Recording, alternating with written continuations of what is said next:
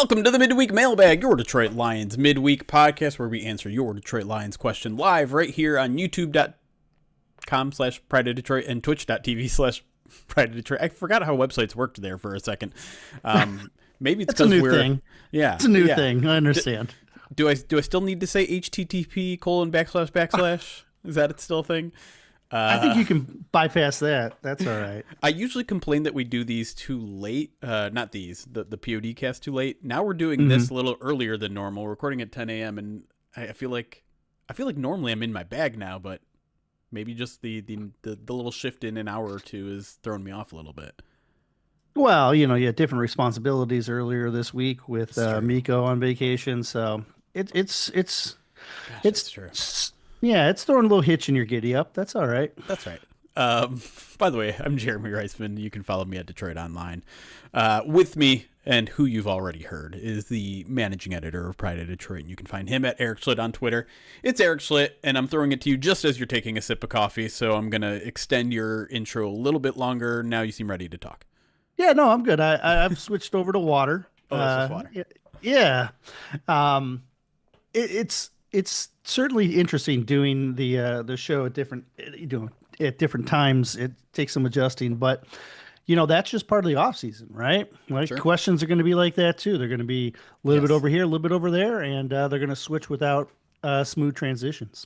Absolutely. And honestly, I kind of love it because when we do these midweek mailbags in the middle of the season or after the draft or whatever, you tend to get a lot of the same questions, and that's not a shot at our readers. It's just they want to know about all the same things, and that's totally understandable. Now it's kind of like anything's up for grabs, and so, yeah, this week's mailbag is going to be a little bit all over the place in a good way, I think, that gets us to talk about a lot of different topics. And let's start with some UFL talk because the Lions added 4 UFL receivers last week. Apparently even looked at a 5th, according to a UFL reporter out there. So Joel A., one of our Pride of Detroit Direct subscribers, asked, outside of kickers and punters, has there been much success for NFL teams in signing UFL players? Like, is it realistic to expect any of these guys to become wide receiver 4 or 5 on this team?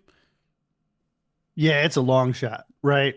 Mm-hmm. Like, it's in the NFL, the way they construct their rosters and stuff, we always complain that like you could expand them a little bit more to let in maybe another 10 or 15 players.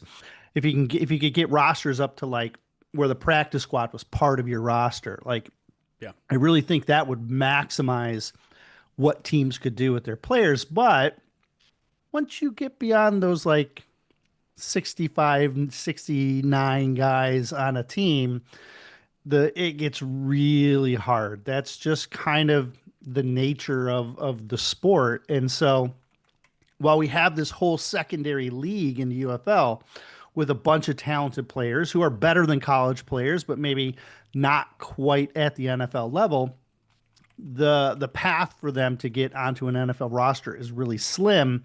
And the statistics kind of point that way as well. Even the guys that get their shots, the chances of them sticking around are pretty low. We've seen it with Jake Bates, right? But as Joel points out, it's not uncommon for kickers, but for skill players like a Jacob Sailors, right? Like, sure. It's harder. It's a much harder path, and you really have to find your niche in order to get in. So for these wide receivers that are all joining the roster, they have a really tough path, Yeah, there's really only one example that I can think of in recent history, and that's Kevontae Turpin, the Cowboys kick returner. Sure. Speedy guy. Yeah. He's good. Yep. Second team All-Pro last year, fantastic returner, explosive play, threat. And I will say, I kind of understand the line strategy in twofold, kind of. One is that, like, the wide receiver position in general is just oversaturated, right? There's a ton of talent out there that if you can mold it into your system, into your offense, certain positions, like, you can find them all over the place. The Lions are consistently drafting wide receivers year after year late in the draft. Wide receiver is the most drafted position in an NFL draft. We see the transition from college to the NFL happen relatively quickly. And so I guess in that sense, it doesn't surprise me that the Lions are trying to find some more seasoned talent. Guys that aren't just coming right out Sure. of college, guys that have had a season or two of quote unquote professional football. The other aspect of that is, and this relates to Turpin in this way, is like, I don't know who the Lions returners are. I think the Lions are like in an interesting spot where they don't have a clear kick returner on this team. Like even a single one where I'm like, oh, that guy's going to be the kick returner for sure. Like I assume Greg Dortch is going to be the punt returner, and they're probably pretty happy with that. But whether it's a running back, whether it's a wide receiver, like this team needs some special teams. Like I think they need a little kick in the pants with their special teams units from some of those skill position players, particularly at wide receiver. After you lose Kendrick Law, this is kind of another reason why I've been a little bit more down on Dominic Lovett. Is like he didn't do much on special teams last year. He's still repping pretty far down on the totem pole with some of the special teams drills. He's not getting a lot of return work during OTAs and minicamp. And so if I had to guess what this kind of influx of UFL wide receiver talent, I think it probably has more to do with special teams than anything else, and maybe finding some returner acumen there, because I know at least one of the guys they've added was like a pretty prominent kick returner at the UFL level. For me, it's a little bit more simplistic, and I think it's a numbers game. Like in order to effectively operate your practices in the way that you want, you need to be able to turn over 3 or 4 lines, right? Like there's a reason why they have 16 offensive linemen, so they can run 3 lines and still have someone who can sit if they need to with an extra guy. And with wide receiver, that has been a position where you need like 14, 15 bodies in order to make it through practice on a day-to-day basis. And it's the same thing. You look opposite in the secondary, they've got a boatload of guys at corner and safety as well. Yep. Typically from year to year, they keep about the same amount of guys at each position. If anything, this year, they're light at linebacker, but everything else is pretty close to what they've done in the past. Yeah. So I think they just needed bodies, and they're going with an experience option at receiver for that depth, and see if they can find that diamond in the rough. I'm going to kick this right over to Talking Grit's question on Twitter. Who says, who are your ideal kick returners from the current roster? Yeah, well, I mean, Dortch, I think, like you pointed out, seems like the most logical punt returner because of the fact that he has that experience. He has some production there. I don't know if he would transition to kick returner as well because of how Fit tends to prefer bigger bodies. But his preference last year was to go with Jacob Sailors and Sione Vaki, and both those guys are healthy right now. And so I have to think they're the front runner. The only other guy that's on the roster from last year that was at least productive at kick returner was Tom Kennedy, and he's back. And like I said, he's back as well. So you've got at least 3 guys that should be at the forefront of the kick return job, in my opinion. Now, sprinkle in more. Like, try some different things. You've gone with bigger bodies. Maybe try some speed elements. Maybe this is where Dominic Lovett gets a chance to show up. I think he's done like 2 or 3 in his career where he's run a couple out. And maybe you get a chance. This is where you give a chance to a guy like Jabari Small or Kai Robichai, the other reserve running backs. Or, maybe this is where the UFL guys come into play. Yeah. I go back and forth on their strategy at kick return last year because like it was never a problem, but it was also never like a source of an explosive play. And sure. It seemed like Dave Phipp was fine with that. Fine with just getting it at the 35-yard line every single time. And listen, like that's good field position. You have a good enough offense. That's good. Their offense was, top 5 in scoring, and special teams takes at least a part of that. But there is part of me that does wish there was more of an explosive option there. And I'm not sure how capable the running backs on this team are. Like I know Sione's incredibly athletic and they like all those things, but they also kind of like him as one of the first up men, right? That to block. Oh, he's a good blocker. Yeah. Yeah. But there's just no one I think on the team that I feel like I can trust right now in any of those roles. Right. Because like all those running backs, excuse me, they're all like they run like 4.6, right? Like Yeah. that's what they're 4.6 guys. Like they're not slow, but they're not speedy either, right?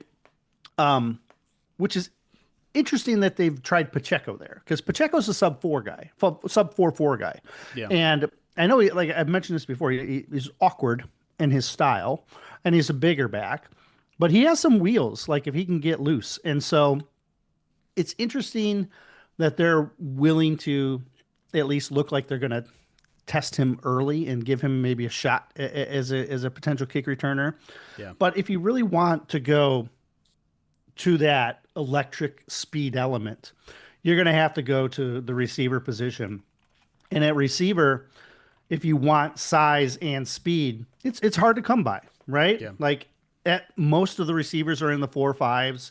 The only guys that are in the 4.4s are like your Dominic Lovitz, right? Are your Kendrick Laws. But with Law, Law would have been I think a really good candidate because he had size and speed, Right. but that's we're gonna have to wait at least a year for to see how that turns out. But they really don't have like an offensive skill player reserve No. who has wheels beyond Dominic Lovett. I wonder about Khalil Dorsey. Like he did I it mean, a little bit, right? yeah, I'm not against it. Back in 20, I think it was around 20. It's either 24 or 23. And The issue, go ahead. I was gonna say the issue is can he be reliable because that yeah, seems to be their priority one, right? right. I just they obviously love him as a gunner. Mm-hmm. And his speed is his like best trait, right? He's like a 4.3 guy. Yes. Now I think he came out during COVID, so I don't think we have official numbers, but yeah, he's in that bucket certainly Yeah. where he's like in the 4.3s. Right. And we've talked a couple times this offseason about the log jam over there in the secondary and whether you can even fit a Khalil Dorsey on your roster given, the amount of safeties you might have to keep, the talent that they have at corner, the depth that they have at corner.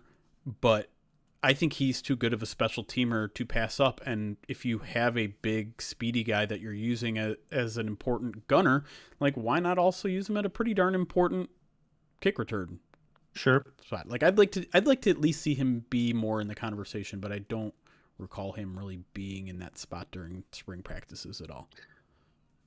Yeah, it's really I think priority one is can you catch the ball?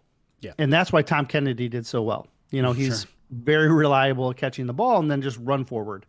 Um, it'd be interesting to see if Phip changes his approach, but I'm expecting it I'm to not be kind expecting. of Yeah. yeah, I'm expecting it to be the same as well. The only They interesting thing is that we haven't seen Sione Vaki be a returner in the spring, and maybe that's just because they're working him at other parts of the special teams. Maybe that is like Sure. maybe it's also like, hey, let's just ensure that you stay healthy. Although I don't know how much of a risk it is to injure yourself on kick return in the spring. That doesn't feel like a huge injury risk. But I am curious where his future is. I just wrote a bunch on him for a season preview, and I'm just very curious where they go with him because it feels like they still think there's a lot of potential there as a running back, but obviously he hasn't reached any of it because most of his off seasons have been lost to injury. Yeah, he has the hands for it, right? Like that's Yep. one of his bread and butter traits is that he has really good hands and he's a very capable receiver. So maybe it's a case of, hey, we know you can catch the ball, so we're putting other responsibility on you, personal protector responsibilities, stuff like that. Yep. Let's keep you focused. They did that kind of at safety, right? Sure. Where they were like, hey, we know Avante Maddox and Harper know the safety rotation. Let's get the new guys more reps early so that they can get experience. Could be in the similar vein. Yeah. All right, let's move away from special teams. David P., one of our Pride of Detroit Direct subscribers, thank you, David, asked, if the Lions had Cade Mays on their team last year, do they make the playoffs? Oh man, that's a hard question. It's hard for two reasons. One, we haven't even seen Cade play in pads in Detroit yet, so Correct. we can't even say how he would have done, or what he's capable of. Yeah. And then would he have fit last year's system, blocking system, better than he fits Petzing's system? And would he have been as efficient with a year less experience under his belt as well? Those are all hard questions to ask. I also don't want to be disrespectful to Graham Glasgow, who is, I think, he was an important player for what they needed, and he had the smarts that they just didn't have on the inside, and that was a huge component. He just got to a point physically where he wasn't able to do some of the things he had done previously. So could it center's a position where it's pivotal enough that it could change a game where you get a win or two, and then all of a sudden then you're in, because that's all they were away. But it's really hard for me to say that Cade would have been the difference. Yeah. That's kind of where I'm at, and it's the mental side that you were talking about, where Graham excels at. It was something he was good at from really the beginning of his NFL career, and certainly once he got 10 seasons deep, that experience is so critically important at the center position. And I know we look at a lot of what happened last year, and we look at like the mental errors, particularly early in the season, but a little bit late in the season. With a guy like Cade Mays, it's the reason why I'm still like, maybe skeptical isn't the right word, but kind of wait and seeing with Cade Mays. I'm not ready to, officially declare him as a huge upgrade. He's very inexperienced, right? Like, this is his first year. He will be going into the season as the presumed starter in his career. Now, played some really good football last year. I'm not going to doubt that. He's on the rise, being relatively new at the center position, but he is relatively new at the center position. And having that on the team last year, I think would have made things even more complicated, would have made things even more hard to get everyone on the same page and pre-snap communications and things like that. And so I don't think so, but that isn't to say Cade Mays can't be a huge difference in them improving this year, and the offensive line improving this year, and the general cohesion of the offensive line working better, and maybe having the center of the future if he continues his development. But that's the thing, is he's still in development. And I think that's not what the Lions needed last year. All right. I'm with you. Let's stick with the offensive line. I'm not sure how to pronounce, we'll say Nanine is your Twitter username. So do you expect the starters, especially the new offensive line, will play at least a couple series in the preseason? Yep, I do. Chemistry is going to be important. They don't have joint practices, and they're going to want to get those collective starters on the field against a common opponent, right? Someone they haven't faced in Allen Park. And so I'm going to reiterate what I said on the main podcast, that I expect everyone to play, and unless you're in the preseason, and unless you're a Pro Bowler, previously a Pro Bowler on this team, I expect you to play multiple series.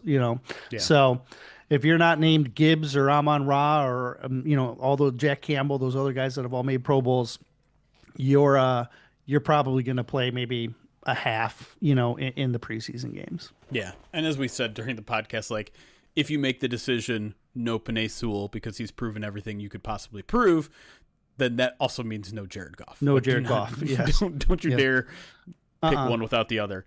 I think I'm with you. Like, everything that Dan, he's already hinted at it a couple times, saying like, yeah, well, we're not going to have these joint practices, so maybe it's about time we get these guys out there on the field during the preseason. And that probably does mean everybody, I would imagine, including Penei Sewell, including Aiden Hutchinson, including Jared Goff. I don't expect it to be a lot. Maybe one or two series for a game or two, probably not that third preseason game. I guess to me, the more interesting question is, does it matter? Because this team has obviously made a conscious decision to, hey, we think these joint practices are being counterproductive at this point.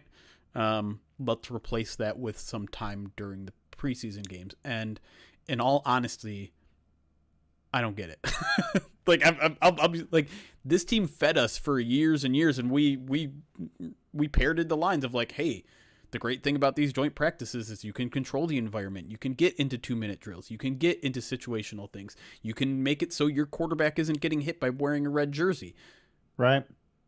So we're going away from that to increase all of those risks and limit the kind of things that you can do against an opponent.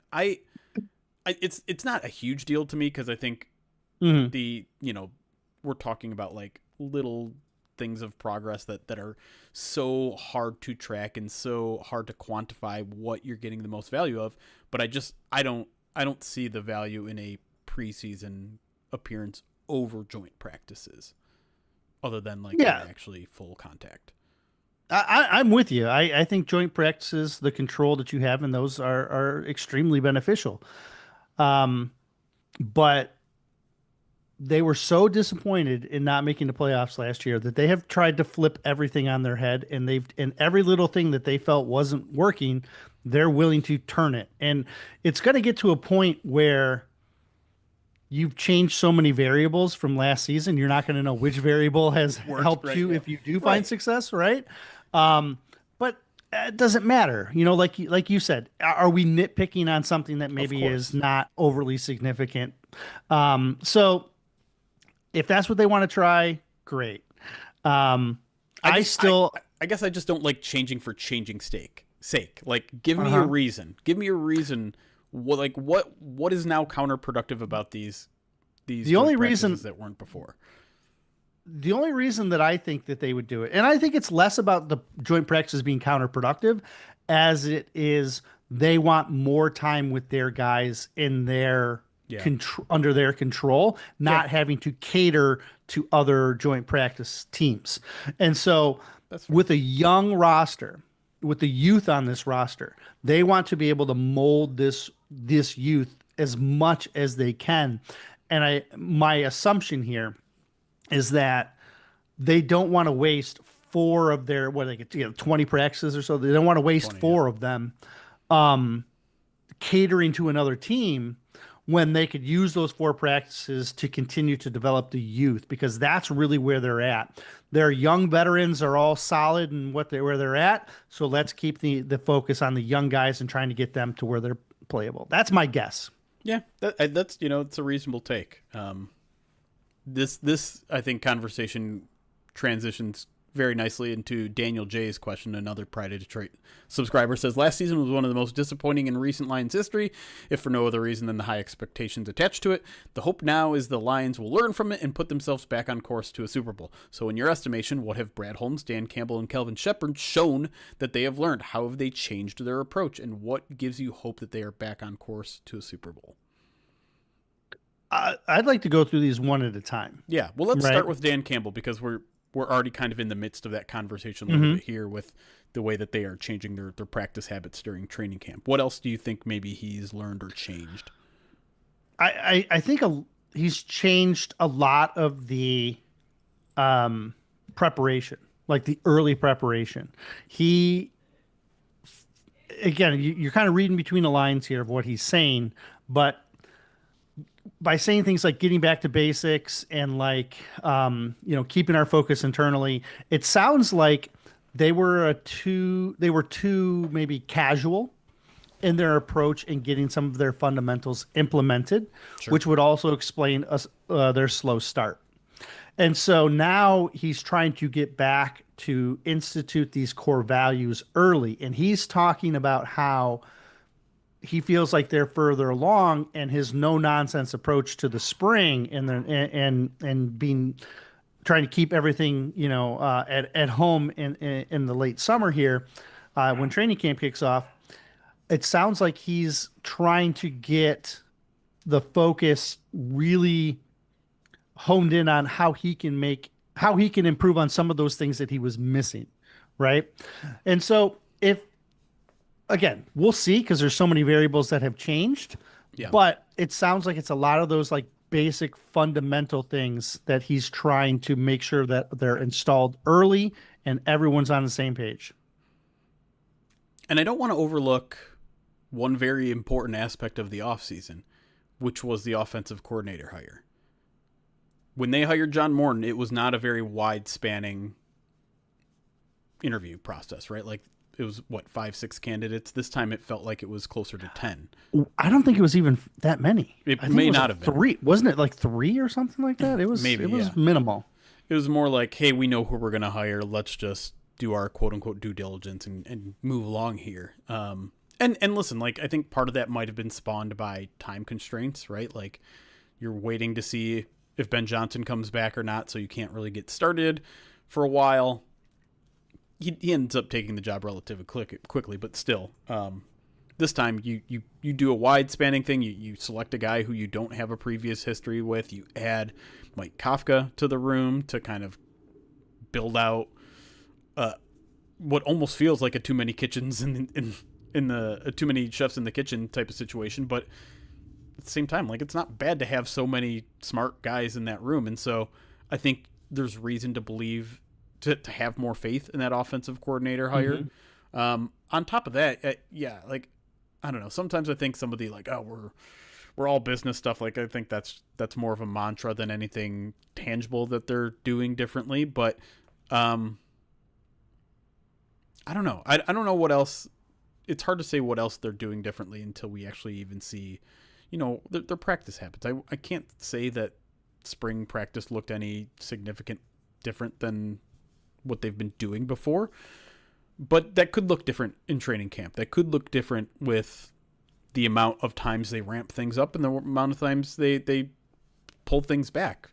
Campbell kind of said last time, like, yeah, I know you guys want me to pull things back or change how we practice and things like that, but that's not how we operate. Like we still believe in our true core fundamentals of like, we really have to push during training camp to build up those calluses, to ready your body for physical contact. And so we won't, we're never going to like overly exert these players. We're constantly tracking their vitals and things like that to know when to push and pull back. But like, we aren't going to be afraid of injury in the way that we operate in training camp. So I think in a lot of ways, like there won't be that much of a noticeable way the practices run or things are done on a day-to-day basis. And that doesn't mean that Dan Campbell hasn't learned.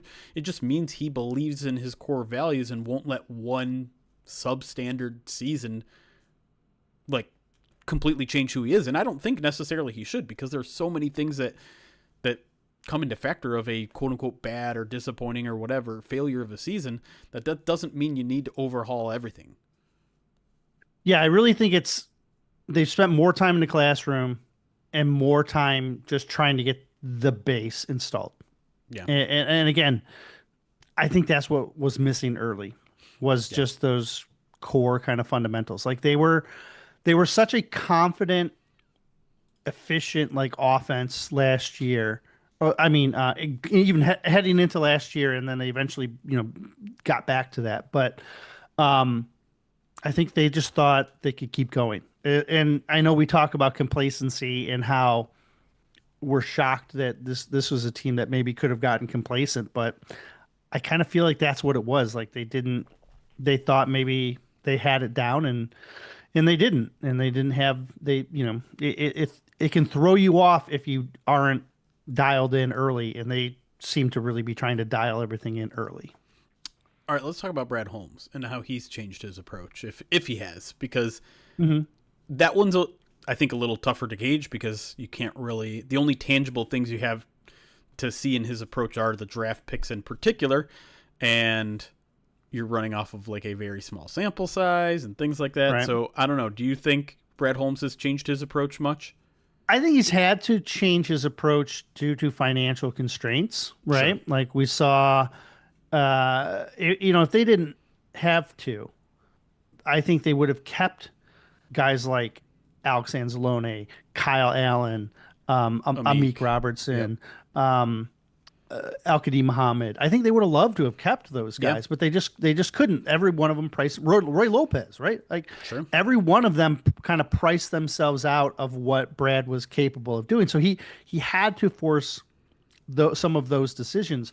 But I think what's unique about Brad this offseason is that when he was put into those constraints, he went after younger players who are former starters with starter experience, who lost their starting jobs and are hungry to get that get back into a role of significance. And that aligns very well with Dan's approach of Yeah. I want hungry guys who are going to do the work and build their foundation right now. So the approach in free agency was youth based and hunger based, as opposed to just trying to get that one missing piece to solidify that a specific room. He, I believe, was very deliberate in trying to bring energy back into the depth of the roster. Yeah. I do think all that is true, but like you said, I think that's more born out of necessity than like, here's something that I failed at last year. Sure, Let me but change my but process now. but he could have. What I'm saying is, he could have just went and got the best veteran on a cheap Sure. contract Right. and said, "I It was want a smart this approach. stability." Yep. Yeah, yeah, right. I think he was very purposeful Yes. in trying to get younger, hungrier guys. The draft is interesting because I feel like there immediately was a narrative of like, oh, this is Brad Holmes getting back to basics, like just getting the best player. Well, not just getting the best player on the board, because a lot of ways he filled the team's two biggest needs with his first. Yeah, he two went picks, chalk.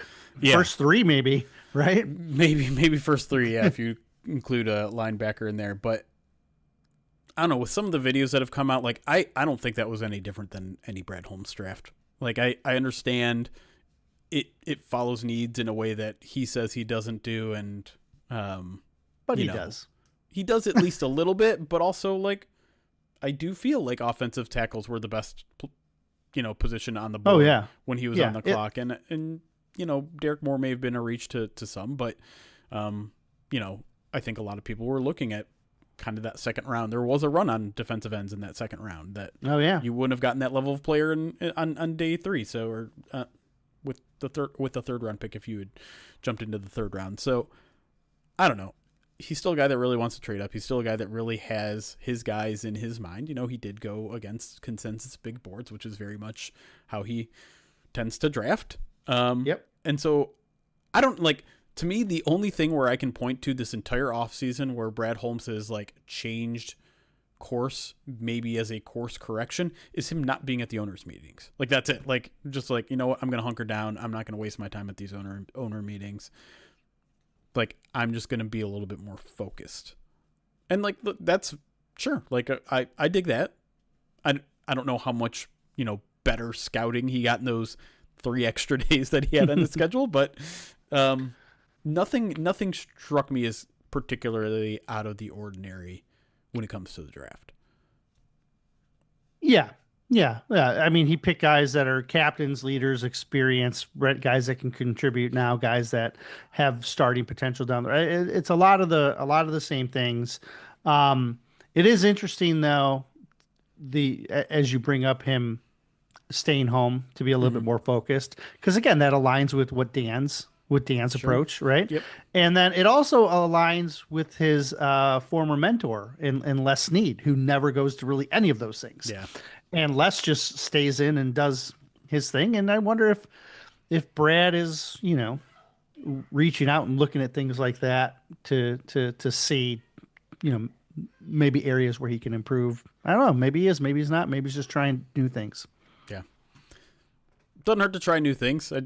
I always want to know about the why. And sometimes they're not willing to give us the why, and that's fine. There's no obligation for them to tell us what they're doing. But yeah, as long as you're making changes for actual reasons and you have certain ideas, that's fine. If you're just doing it to give off the impression of changing or whatever, like I'm less excited about that. But let's take a break here. When we come back, we got plenty more to come in terms of your questions, including our pick for comeback player of the year on the Lions. We're going to talk some Gibbs contracts, talk some Isaac Tislaw, and what we look for in Lions training camp, especially when there are no joint practices. So we'll get all that and more when we come back here on the Midweek Mailbag. We'll be right back.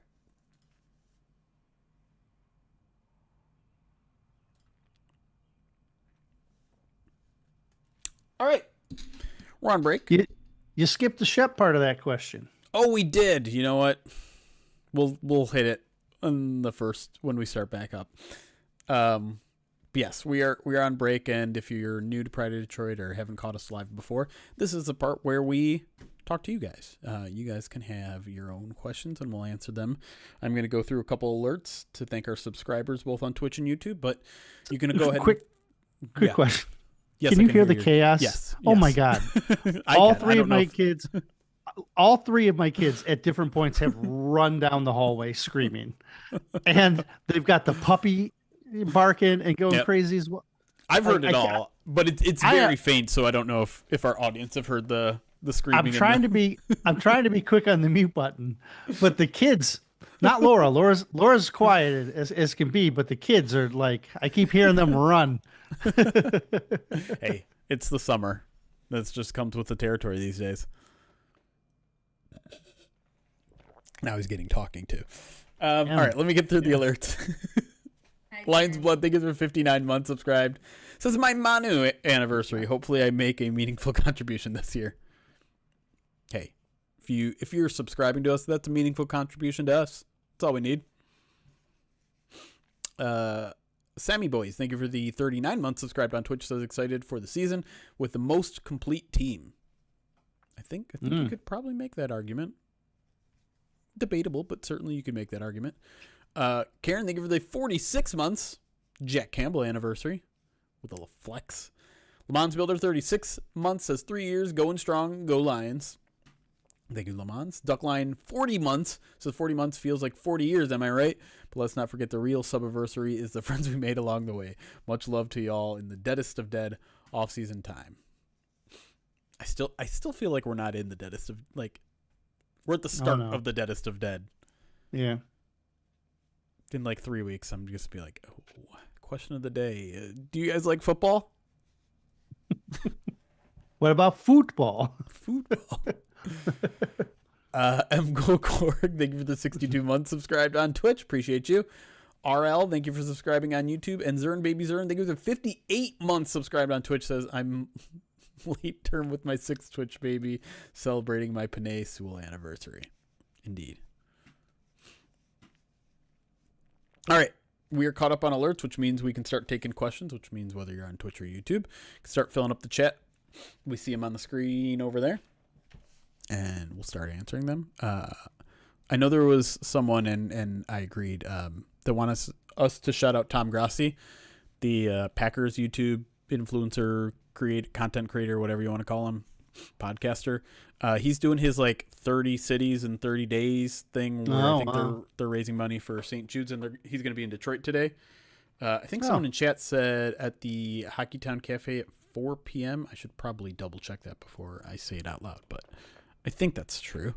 I know he's definitely going to be in Detroit today, but I don't know when and where. But I believe you.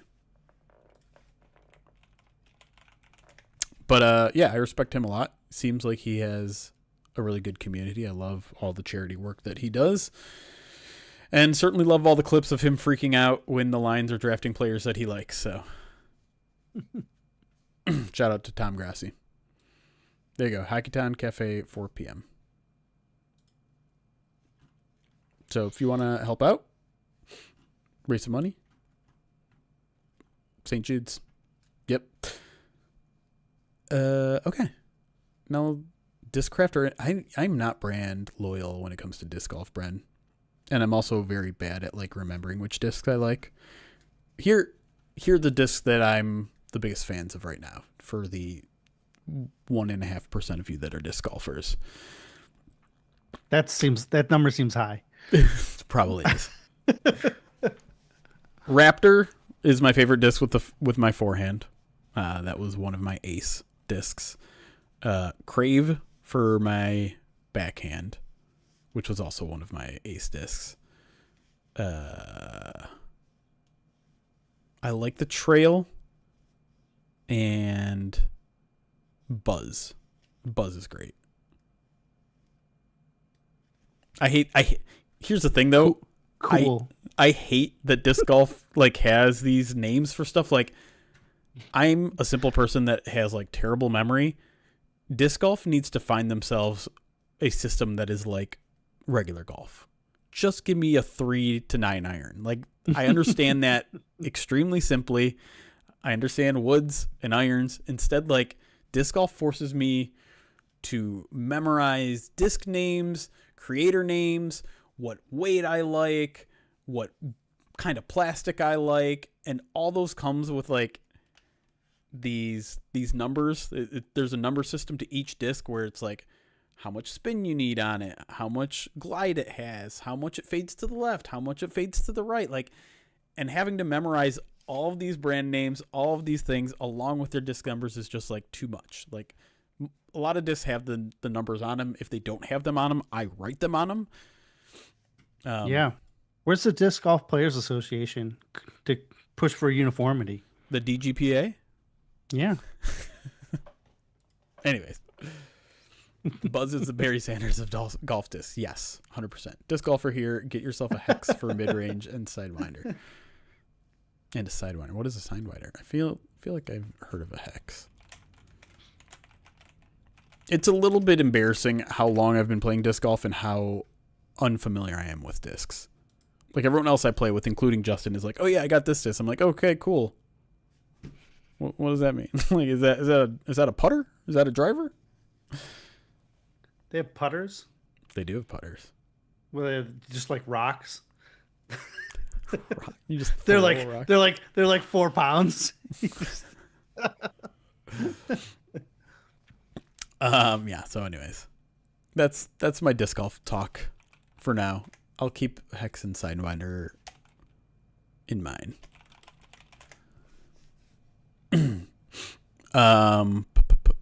Is there really a disc golf movie coming out? That can't be right. You've got to be joking, right? Look it up. It's got a big name attached to it. I think that's made up. I don't. I believe it. They make movies about everything. Bada bing, tell me you're making that up, because I don't know any of those words.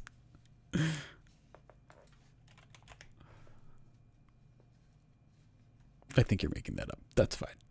All right, let's get to some actual lines questions here. You think we're going to bring in another free agent or trade or anything, or is this group of guys we're picking from? I expect any sort of significant moves at this point. No, they're maxed. They're at 91 right. with the international allotment that Hassanin gives them. Yep. But like I said, looking at the roster and how they have it balanced out with the sheer number of players, they can roll their practices the way they want. Yeah, I mean, does this mean that like this is the crew that they're going into the 2026 season with? Like, no, of course. No. Injuries can happen. A guy like Thomas Harper is a guy that they added right after training camp, right? Sure. Tyler Lacey too.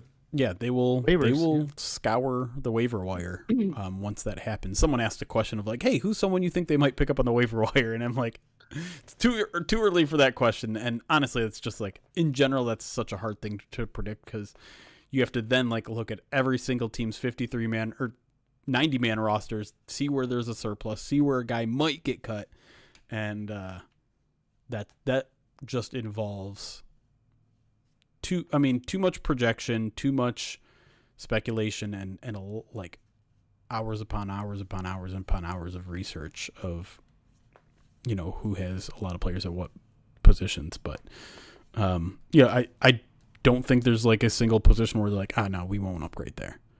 They'll upgrade anywhere they feel like there's a player better out there. So could be a tight end, could be a running back, could be a wide receiver, could be a quarterback, could be defensive line, offensive line. Like, they'll find a guy that they like if they hit waivers and add him.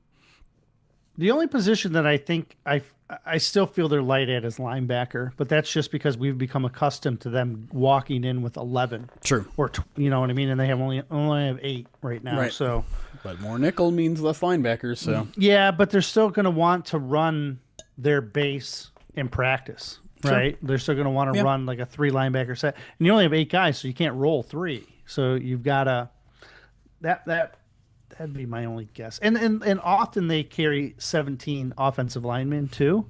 They only have 16 this year. So, you know, but you don't really have a whole lot of injuries other than Barch, right? So Right. True. you don't want to double duty guys unless you absolutely have to. Right. Like you don't want guys playing because they'll just get burned out and then you lose the value in the practice. Right.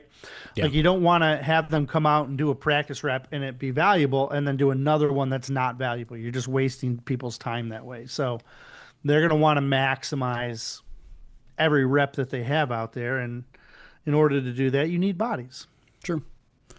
To the people asking about the UFL receivers, we tackled that a little bit at the top. I don't think there's a guy amongst that group that like currently stands out as like, oh, he actually might make the team. But, you know, part of it, as Erik was saying, likely has to do with just bodies being able to run 3-4 teams worth of offensive snaps.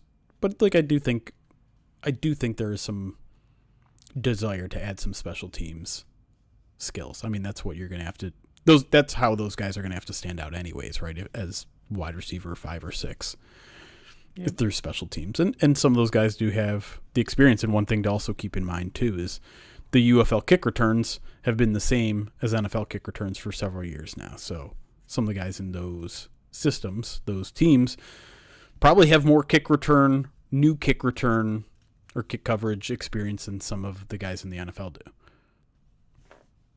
And college. Yeah. Well, definitely college. In college, they have zero experience. Right.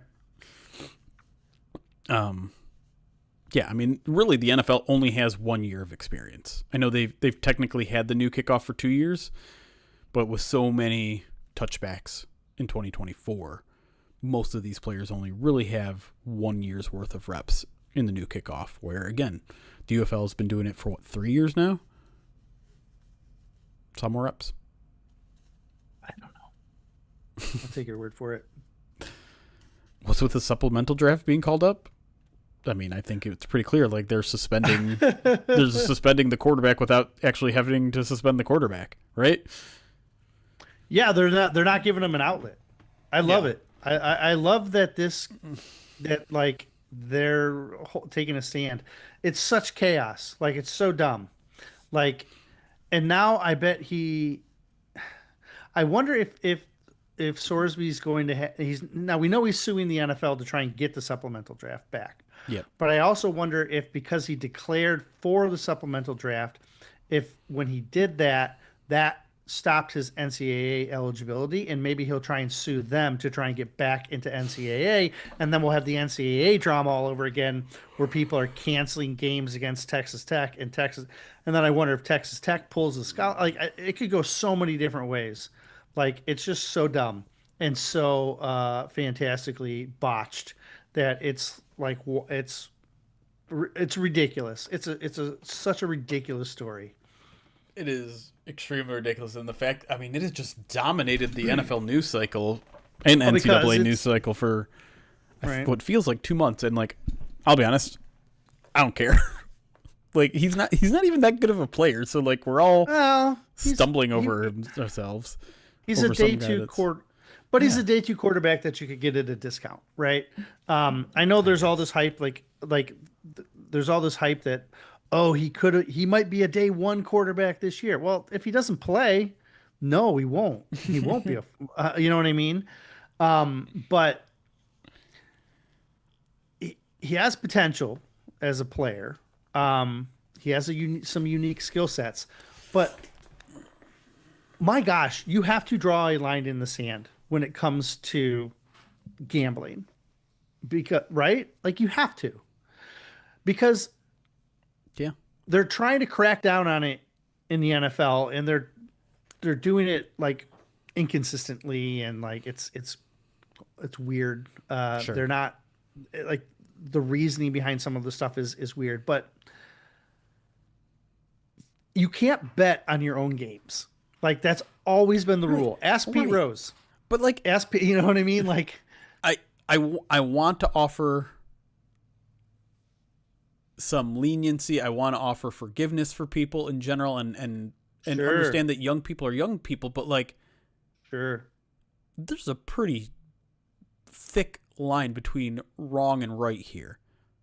And for a position as like important and mental as quarterback, that's why like I don't care about this guy. I wouldn't want him on my team if he couldn't make the right decision between betting on his own team and not betting on his own team. What makes you think he's going to make good decisions when he gets to the NFL? Well, I know that's a very simplistic way to like analyze. Well, certainly from a character standpoint, there's a lot of questions, right? My question of the day, or my for today, was the UDFA one. Yeah. I almost asked the question, should the Lions consider Sorsby in the supplemental draft? And then I didn't. And then it was good because the day before I would have published that question, they canceled it. So like, I was gonna throw it out there as a debate just to see what people thought. And my assumption is that a lot of people were going to say, yeah, let's get the quarterback at the discount, right? Because what discount? Well, if he's considered a top 50 player and you get him to pick 100 instead of like, in the 40s or whatever, like you're saving yourself a whole round. You're getting a quarterback who has the potential to be a starter for a third round pick, essentially, or maybe even. I mean, I don't know if he slides to 4. Let's just add another Hendon Hooker to the roster. I am not an advocate of it. I'm saying this is what I believe.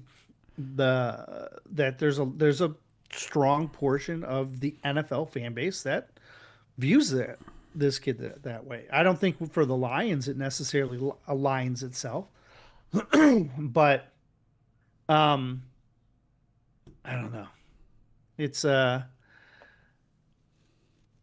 we don't know how good of a player this kid's going to be. You know what I mean? And the hype around him from the national media just keeps going higher. Like his status is like, all the national guys are like, oh, potential first round pick in the supplemental draft. Yeah, oh my gosh. This is where I think his name has just been thrown around so much because of this story that it has somehow artificially inflated how good he is.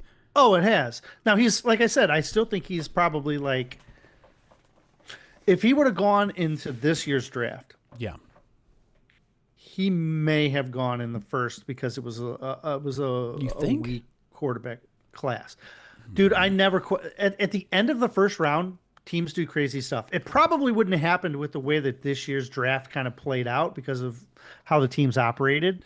But with the quarterback position, you're talking about like you can take guys 2-3 rounds. Teams take guys 2-3 rounds earlier than they should from a talent perspective. So yeah, it's a positional value thing, right? Like all the 100%. super analytic people say like it's worth it to take a shot on a guy in the second or third round because the payoff is so huge. But, Right. I don't know. It's a circus. That's my take. The whole thing's a circus. But that's going to be I hope people like this circus because this is what the NFL draft is going to be this year. The NFL draft is going to be so quarterback focused. Because there's so many guys, right? And there's a lot of guys that could potentially elevate themselves up and make this a really like deep, crazy class. But there's so many different guys that are in that could step up. There's like 15 guys. Yeah. Like, and 10 of them might, right now there's like, there's these 5 are probably near the top. And then, these 10 could go near the top. But a lot can change in a year. 100%. Because a lot of those guys at the top aren't going to be at the top. And, by the end of the season. That's just the way the college football goes nowadays. Yep. But if you like quarterbacks, this is the circus. That's what everything is going to be focused on, these 15 guys this year. Can't wait. Can't wait for It's going to be horrible. It's going to be Wait, horrible. are you suggesting I'm that draft season might be horrible? No. I'm suggesting this year's focus is going to be so quarterback centric that it's going to be exhausting. Because that's all the national media is only going to want to talk about quarterbacks. And there's going to be a boatload of guys who are extremely talented who are going to go under the radar nationally. And then, they're going to, you know, they're not going to get the credit that I think they deserve that they would most drafts, because everybody is just so hell bent on making this quarterback class the greatest it ever was. And I'm just waiting for it to implode. Yeah. All right. Let's move to another question here. Solomon James with a good question here says, question for you guys. If you were an opposing head coach facing the Lions, what weaknesses would you try to target? Follow-up question, do you think any team on our schedule can capitalize on them? Well, I kind of mentioned it in, I think it was my Sunday question of the day, which was just, what do you think is the Lions' biggest concern, biggest overall weakness? And I think covering in the slot is something that I'm relatively concerned with. I think Anzalone and Robertson, like, you'd be hard pressed to do a lot better than that at the nickel and covering tight ends.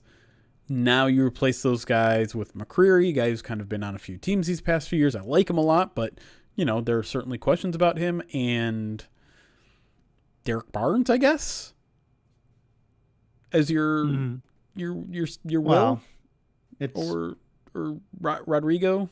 I guess Rodrigo probably more than Will, but I hope they're not going to put Derek Barnes in a lot of coverage situations. So I think teams with good slot receivers and good tight ends, in terms of like coverage, in terms of pass catching and route running, I think that could give the Lions a little bit of trouble this year. I with this defensive line, I'm going to try and test the depth, and I'm going to try and run at it. I'm going to try and make them prove that they can stop the run. And I think they're capable. I just don't know if they can sustain, like, well, it requires a lot that they didn't get last year. It requires a lot of McNeil, which you didn't get, right. And it requires a pretty big jump from Tyleek. Well, and you don't have clean, like, nose tackles on this team outside of those two starters. Yeah. Yep. So, and you potentially have a rookie on the edge opposite Aiden as well. And I know Wanham's going to be out there a bunch, but you got defensive linemen coming off injury. You've got questions about defensive line depth, and you've got youth on an edge. And so that's what I would try and test if I'm an opponent. On offense, do you think, is there any, like, what's the clear weak point there? Is it just like some of the unnecessary on the offensive line? Yeah, just test the middle. Test the middle of that offensive line. That's what I'm doing. That's it. You're hoping they have so many offensive weapons. You can't contain all of them. So you're just hoping to create disruption by attacking that interior. The guard center guard combo. That's it. Yeah. Offense is much better spot. I think that makes sense. Bold prediction from Jeremy and Erik: who will finish second in sacks for the Lions this season? On this team? Derek Moore. Wanham. I know. We'll split the difference. I feel like we had one. You keep going with Wanham. I keep going with Moore. It's true. Sleeper? Aleem McNeil. Yeah. Trying to think I if still there's think anyone it's else more, I would even consider outside of those three. You said Patrick Turner? Is that what you said? Peyton Turner? Whatever. See, I don't even know his first name. You don't even know. What disrespect. Like, I'm trying to, like, is there a small chance that, like, Derek Barnes? Levi. Yeah. Jack Campbell. It'd have It to would be be a like change in philosophy if it's Jack Campbell. But I'd be okay with it too. right If you start just like sending him. sending the hammer. Yeah. Yeah. Yeah. Which safety leads is going to lead the team in picks? I mean, I still want it to be Kirby still. Mm-hmm. Kirby's probably the guy that you still give the best odds to, even. Yep. Yep. If not him, though. Kirby could play half the games and still lead the team in interceptions. I'm pretty sure that's what happened last year. That's his game. That's his game. He's so rangy. But the question is, like, do you now have more guys capable of doing that? No.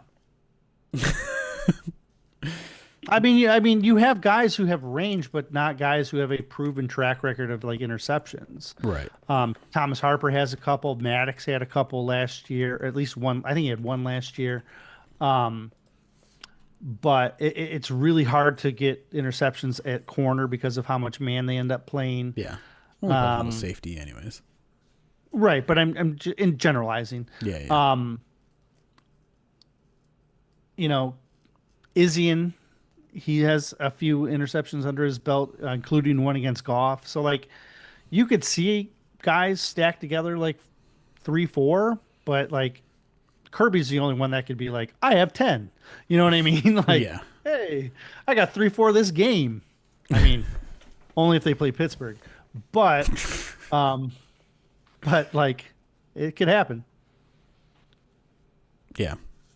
Izian is maybe a dark horse candidate. He had 2 his rookie season. He's only had 1 since, but the opportunity might be more here. No. He's got some athleticism to him. Yeah, he's rangy. He's the next best rangy guy. Right. In my opinion.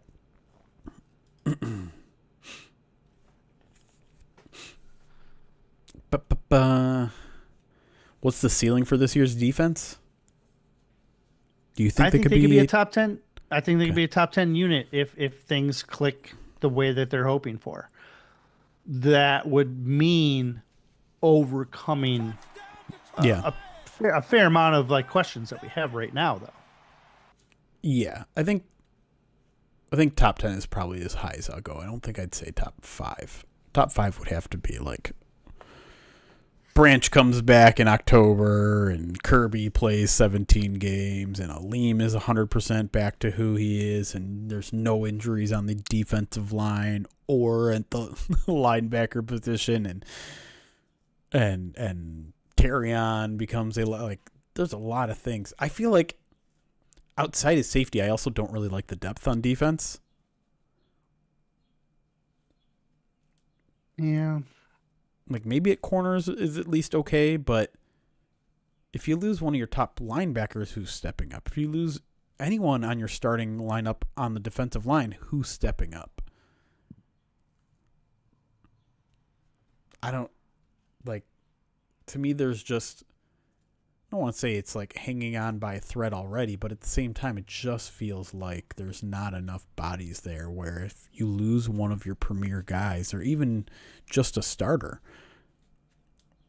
the thing starts to come apart at the seams a little bit. And so you tally that on top of the gamble that they're making that Aleem McNeil takes, jumps back to where he was, the gamble that they're making that, Terrion or Ennis takes a big step, the gamble that they're taking on that Tyleek takes his step, and Derek Moore hits the ground running. Derek Derek Barnes can now be a 3-down linebacker. Game.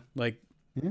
There's a lot of gambles happening there. And if it all clicks, it could be a really good defense. But I think it's probably more likely that only some of those things are going to hit, which I think probably puts the ceiling at about a top 10 defense that's outside of the top 5.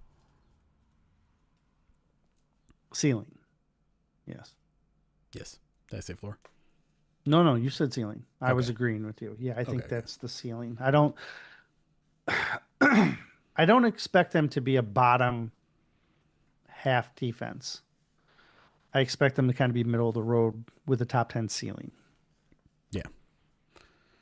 Thoughts on Eric Hunter becoming a Derwin James type big nickel star safety in the 4-2-5? We're a Oh, long look, ways from that. yeah, like we got to see this kid, like, because I know the hype around him is up there because of his coverage ability, but he's linebacker 8 on on a depth chart that has 8 linebackers, right? Yeah. So he's going to have to get his opportunities to try and, get to that. If anything, I think they'd play 3 safeties before they'd play a linebacker in that kind of big nickel. Yeah. I mean, like maybe that's something down the line, right? Maybe spends a year or two on the practice squad and starts developing a season. Whether he can become He kind of a star player, like we certainly have to pump the brakes on that. And I'm not going to, like, I know, like you said, there's a lot of hype based on his college stuff. We've seen essentially nothing from him, and that's not a knock against him. We're talking about spring practice, and he's repping with the 4th team. Like, I don't have any reps to really give you any sort of analysis on how he's doing. he reminds me of Deron Gilbert. Hmm. Remember, Yeah. couple years back, safety linebacker kind of hybrid guy, really good on special teams because that body type fits special teams. And he stuck around on the practice squad for 2 seasons because of it, but never saw the field because even though he was in a similar stylistic skill set. Max asks, who's 3rd in receiving yards? And I'm assuming we're making the assumption that Amon-Ra and J-Mo are 1 and 2, which probably Sam puts Laporta, 3 at either Sam Laporta or Gibbs, Laporta, Gibbs, or Teslaw. No, it's Laporta or Gibbs. Teslaw isn't even in the conversation For 3rd? Yeah, I don't even know if J-Mo, I mean, yeah, it should be Gibbs is St. Brown, J-Mo, Ooh, you know what? Laporta. I think it's gentleman's bet time. Okay. Laporta. I'm No. going with Laporta. Let's put Laporta to the side for a second. Oh, okay. Teslaw or Gibbs, who Okay. has more receiving yards? Gibbs. I think I'm taking Teslaw. Oh, easy. Easy. Right. Yep. Let me see how many receiving yards Gibbs has had. So 316, 517, 616 last year. He's going 800 this year. 800. He's going up another 2. He's going to potentially touch thousand territory. He's not going to get there, but I could see. I'll back it down a little. I'll go 750. I think Gibbs hits 750 in receiving. I think this is actually a good question, and I'm curious what chat has to think about it. Who has more receiving yards? Let me throw a poll on YouTube and Twitch because I'm curious what you guys think about it. I think Tesla scratches 6, and Gibbs hits 750, about 750.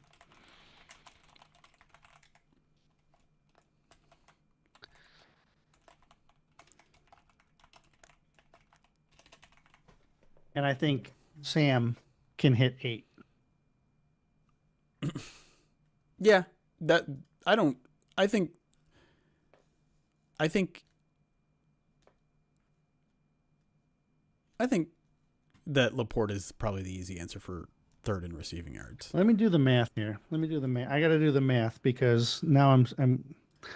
You're second guessing yourself? No, I want to make sure that I'm not getting too far over my skis here. Let me throw this on Twitch. Because right off the bat, Amon-Ra, J-Mo, Gibbs, and Laporta alone should account for 3,000 yards at least. That's probably about right. Yeah. Yeah.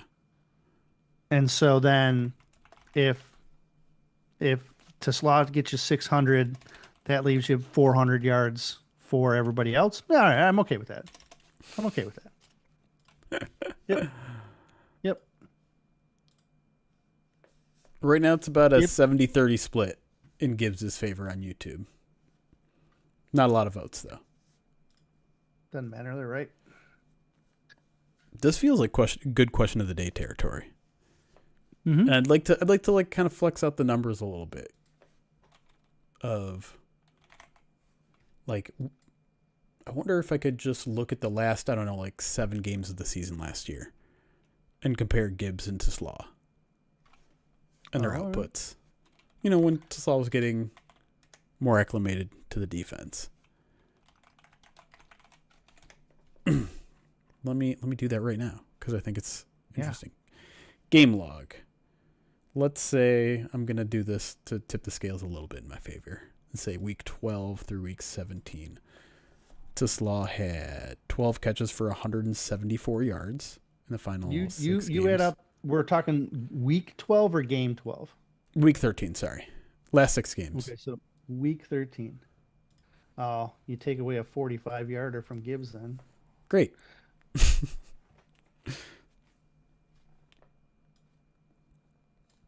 How many did you get for Teslaw? 174. 237 for Gibbs. Okay. And you took away his 45-yarder. So yeah, well, I took away 6-yarder in week 2. Yeah, here's the deal. He's at 237. If you go back the 2 weeks prior, okay, you're adding on 152 more in the 2 weeks prior. Do you know how much you're adding to Teslaw in those previous 2 weeks? 7. 0. But I guess that's kind of my point. Like if we look at like from the bye when Dan took over. Yeah. Like. But I'm also taking over because before week 13, Teslaw never had a game where he had more than 28 snaps. Okay. In the final 6, it was 58, 48, 40, 41, 33, 44. When Gibbs was under Morton, he had 194 receiving yards. Under Dan Campbell, 422. Interestingly, Twitch is slightly in Teslaw's favor, 63-38. It's 77-23 in Gibbs' favor on YouTube. So it's a cultural clash between YouTube and Twitch once again. I'm surprised there aren't more. 50-50. What happened to chat? Like chat just died when we posted what I thought was an interesting question. Twitch ended at 50-50. Did it really? You jumped in there, didn't you? I looked at it. Yeah, and voted. Yes, I voted for Tesla to help you. Stop it. Chat, what do you say? Give me more than just your vote. I'm curious. I want to hear arguments. In the meantime, Dark Wizard, thank you for the 40 months. Subscribed on Twitch. Says 40 is my Jared Davis era. Not looking good. Oh, we got to come up with a better 40 than that. Maurice Norris. No. Godwin Igwebuike. There's a kick returner.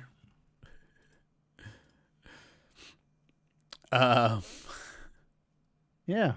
Maurice was 40 for a bit there.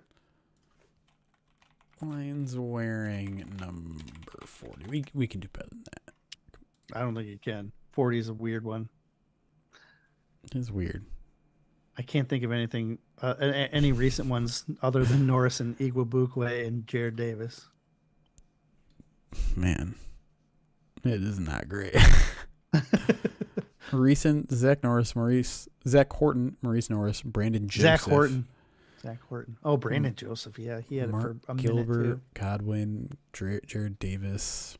Some names I really don't recognize. Marquand Manuel, John Bradley, John McGraw, Alex safety. Molden, Paul Smith, Chidi Uoma, Dwayne Harper, Robert Massey, Reggie Barrett, Dwayne Galloway, Gardner Williams, William Cesare, Jimmy Allen has the highest approximate value of this whole group. I don't know who that is, but he played from 78 to 90 or 70 to 80. That's why I don't know.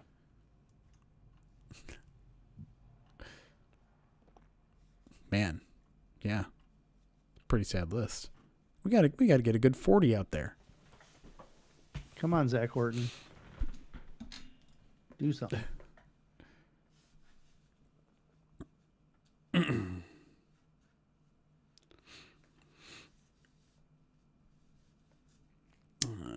The way they're talking about Gibbs just sounds like he will be the focus every down. I would be happy if he either got 800 yards for sure. I went to Slaw because I think he's going to make a big leap in production this year. Yeah. Well, yeah, I mean, I think that's kind of where I'm at too, where it's like Gibbs, I don't know how much room Gibbs has to grow as a receiver. Like, there's definitely some, but I mean, how many? I feel like he had a crazy amount of attempts. Just didn't have great yards per catch. Josh Reynolds, which I think is who we're hoping he can be. Yeah. His best year in Detroit, he had 608 yards. That's where I'm at with him. Yeah. They invested a lot more in Isaac TeSlaa, though. Sure. He's better. Yeah. There's a reason. So he can do better than that. Got it. He can. Do we want? Let's just make a friendly bet. Is it just a gentleman's bet, or you want to put something on it? Sure. Well, I don't know. I'm very confident that Gibbs has more.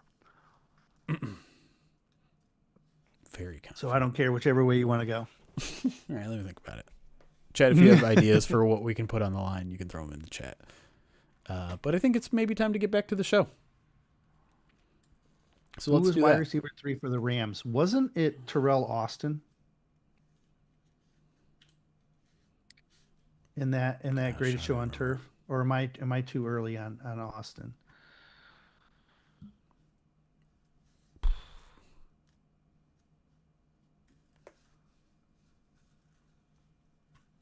Let's see. Loser buys lunch. $15 for lunch. Oh, no, it was Azir Hakim. Yeah, there Johnny you go. Utah with the 12 months throwing in the answer right there before you got it. I was early on that. I was early on Terrell Austin. We should have known. I was Hakim, Lions legend. Yeah. Back in the Mike Martz days. Good one, Johnny.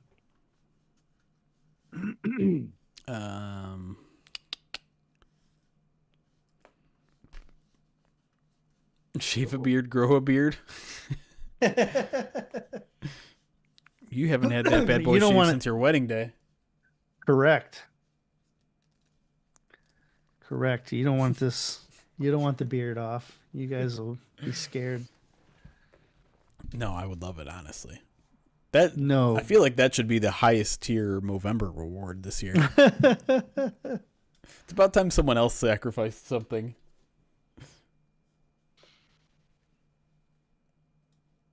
How much would we have to raise? 100K?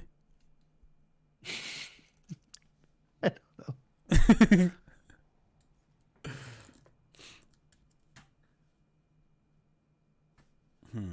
How much of a fit would Laura? Like, I mean, she wouldn't be happy. My kids would cry a little bit, I'm sure. But those videos online break my heart when it's just like a dad goes and shaves his face and then like goes up to their kids and they literally start crying.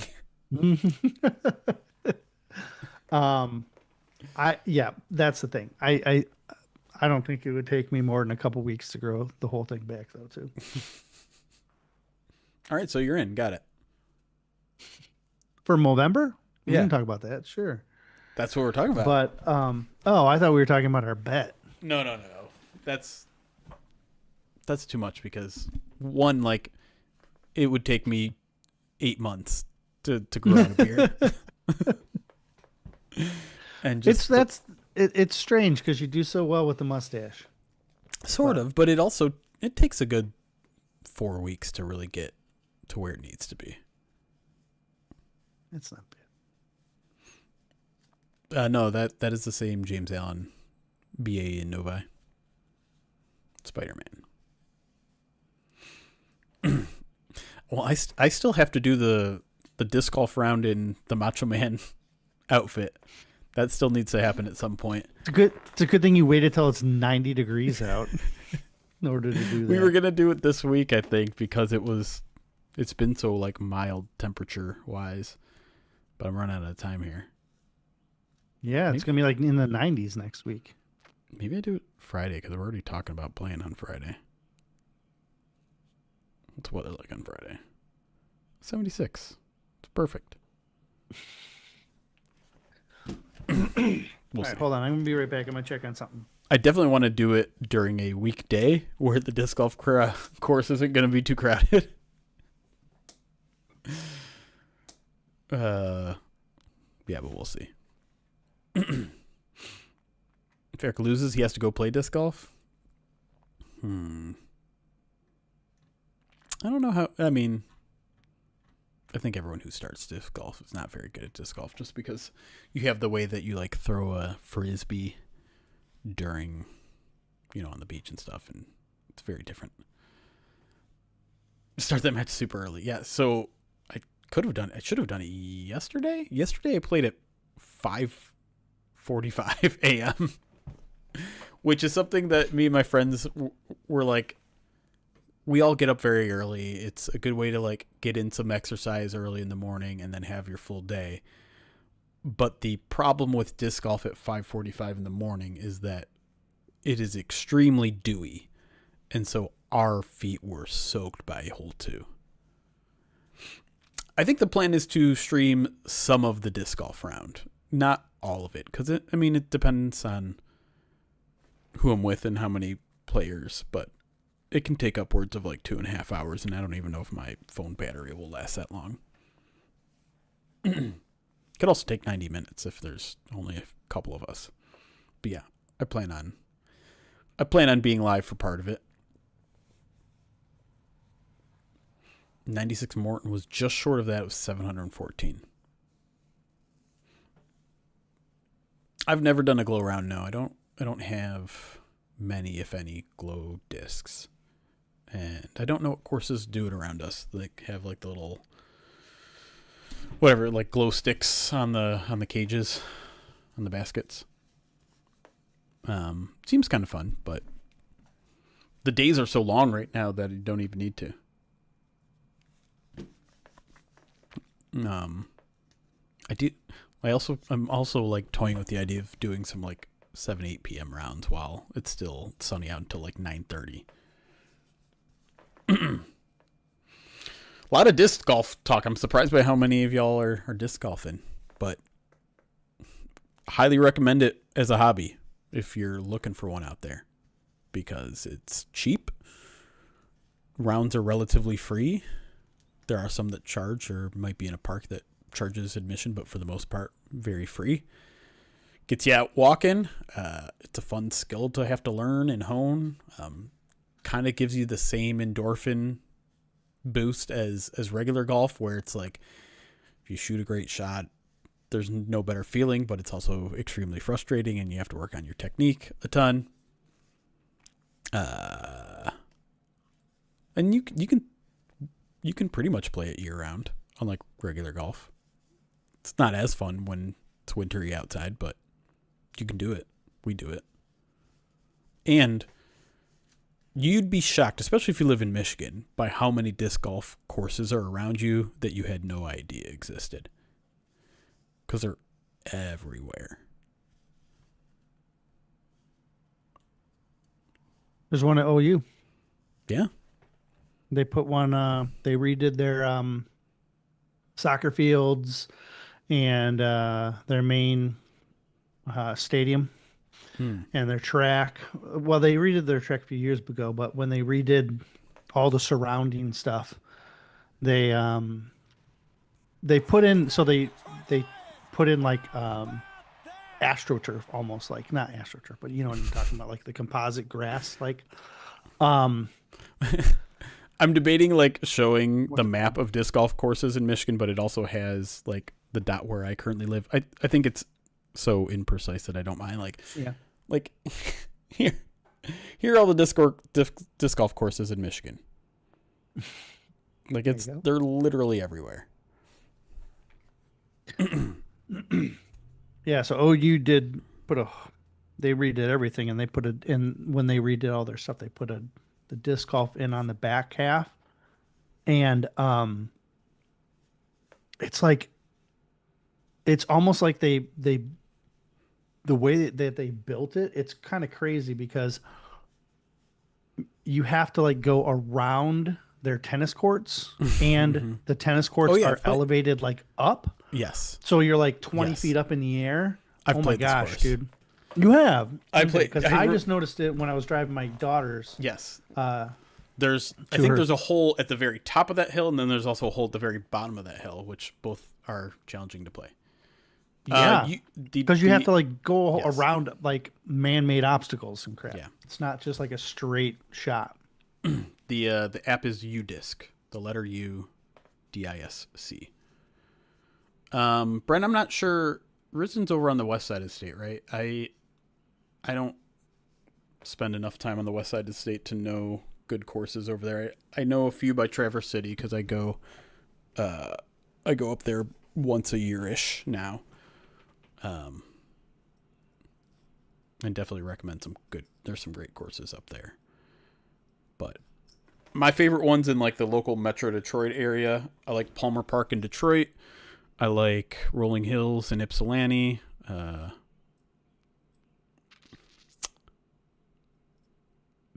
What's the church in Plymouth? That one's starting to grow on me a little bit. I can't think of the name. Kensington sucks. It's too hard. I played Kensington uh like a month ago and I quit. Like I rage quit because I lost 3 discs in the matter of like 3 holes and I'm like I'm not doing this. Like I'm not losing my entire bag including some of my favorite discs in this course. It's so hard. Lakeshore is really good and Lakeshore has a really good disc golf shop also in Ipsy. Anyways, sorry. I know I probably alienated like 90% of our viewers.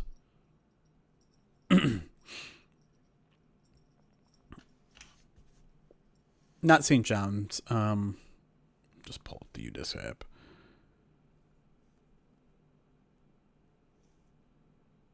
Northridge. It's in Plymouth. Cass Benton in Northfield is also really good.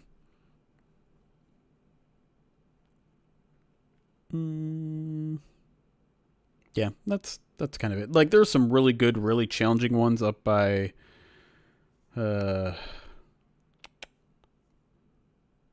like Howell and stuff. Like wait, that's not what I'm thinking. Is it further north? No, it's not that far north. Whitmore Lake and stuff. Like Hudson Mills is a really good course, but like these are ones that get really hard. Red Hawk, good, pretty hard.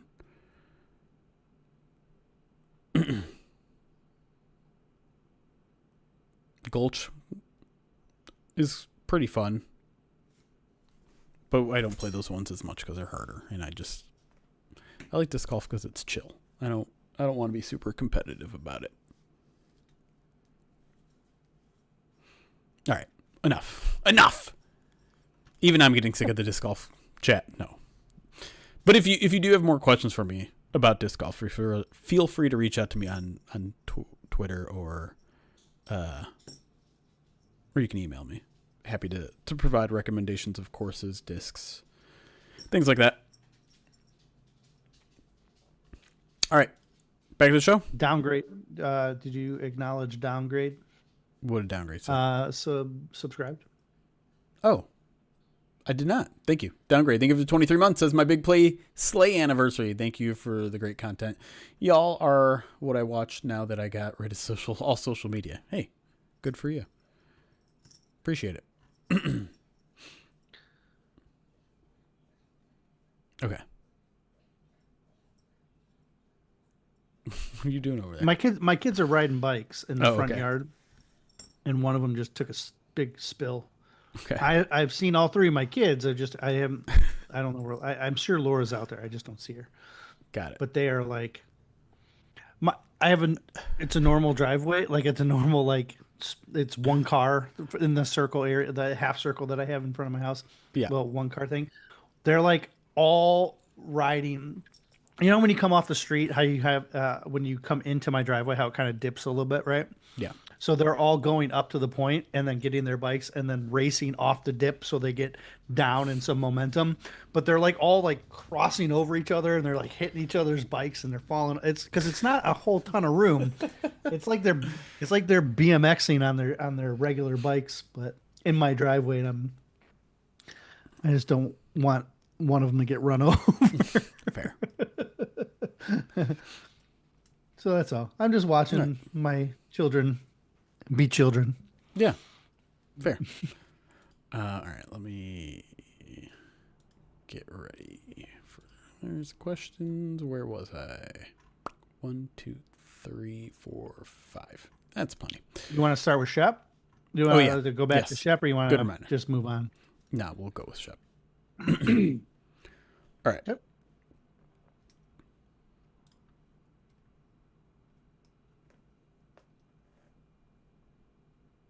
Welcome back to the Midweek Mailbag here on Pride of Detroit's YouTube, Twitch, and of course, anywhere you get podcasting.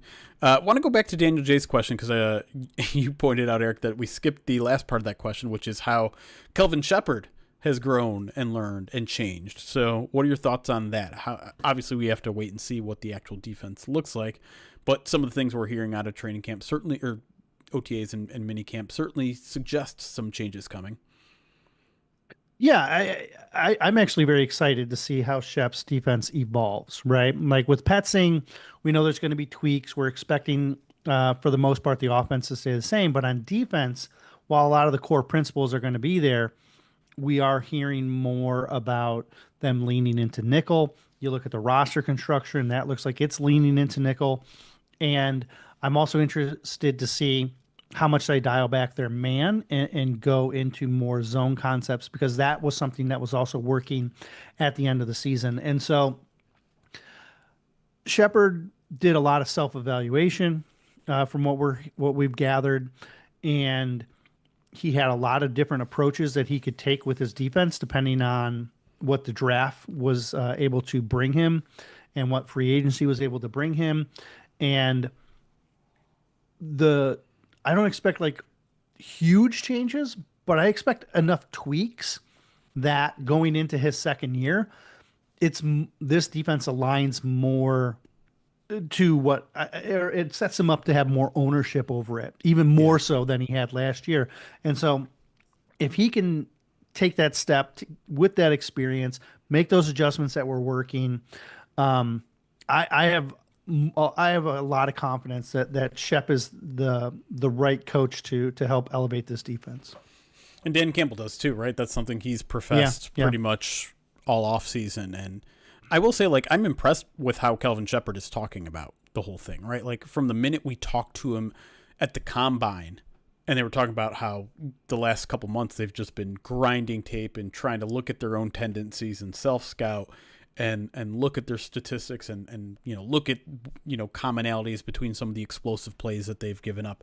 It really seems like he's devoted and put in the work to find the things that were working and get rid of the things that aren't working, and being able to openly admit already, like, hey, yeah, the amount of nickel we were playing last year wasn't enough. Shows growth, shows willingness to change, all the kind of things you like. But like you said, the core tenets of this team is not going to change. They are still going to play more man than most teams play man. They are still going to try to stop the run first.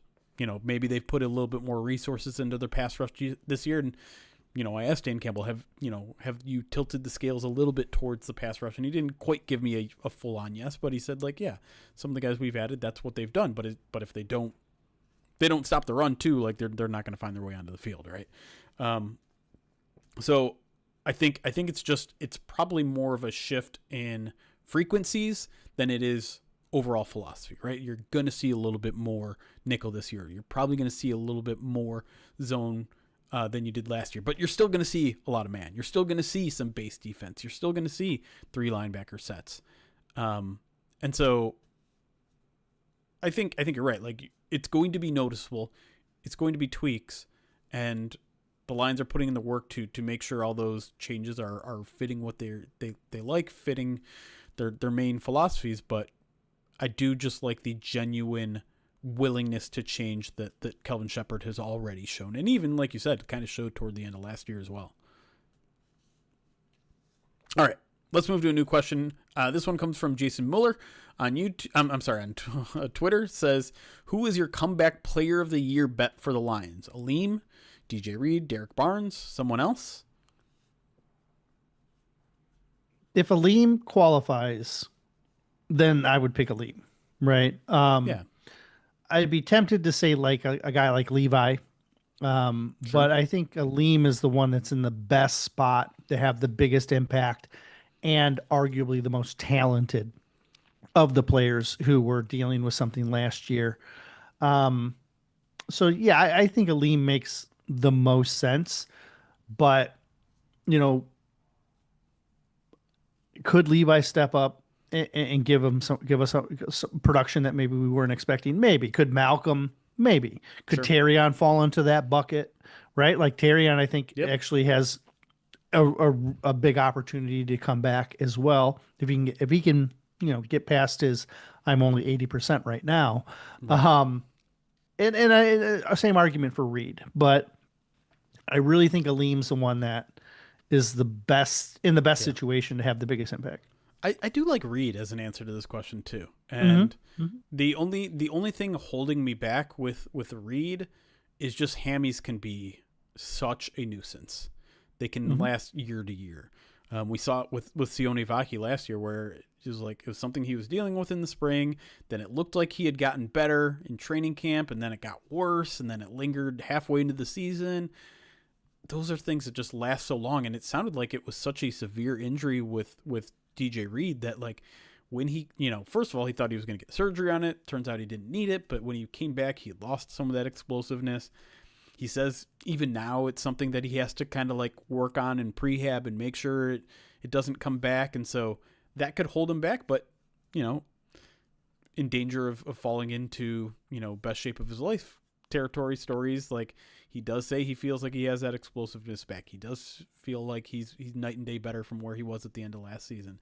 And I think it's easy to forget just how good DJ Reed was at the beginning of that season. It wasn't like a complete shutdown corner, but he's a very good, reliable corner who can be physical in the run game, who fits all the things that they like in an outside corner. And even just having one of those this year, where for the majority of last season they didn't have any of those guys. They had guys that battled, and Rock, I don't want to take anything away from what Rock was doing, but DJ Reed's on another level from that. And if he can be there for a full season and be the player that the Lions signed that 3-year deal to, I think that could have a very noticeable difference in this defense and put him in defensive comeback player of the year. I'm trying to think if there's really anyone on offense like Mahogany.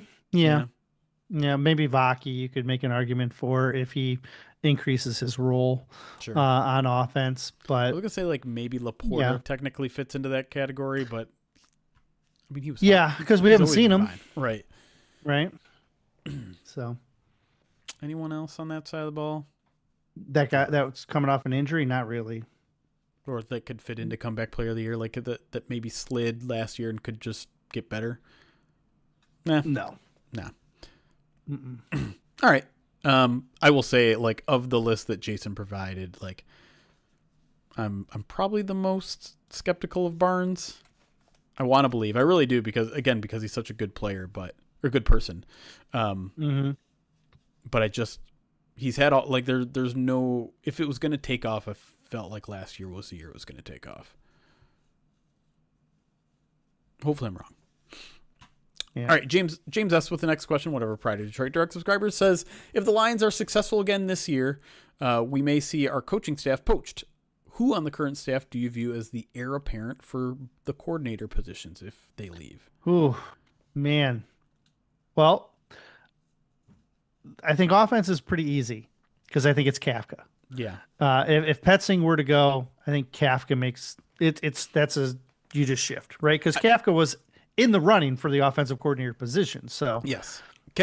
I want to pause on that for a second here because I Okay. realized there was a good question in our live audience during our break that I want to bring into this conversation. Oh, okay. Do you think if there's any chance that Dan Campbell kind of gets into one of these pull the ripcord type things where it's like it's not working with Petzing, that they would go to Kafka in the middle of the season? No, Why not? I don't. I think he is going to let Petzing sink or swim this whole year. I think he's going to let it go. I mean, obviously, I hope that's true. I hope he's good enough to warrant that. But I do want, I'm not counting out that, he's done it before. He's done it with twice. 2 out of his 3 offensive coordinators. Right.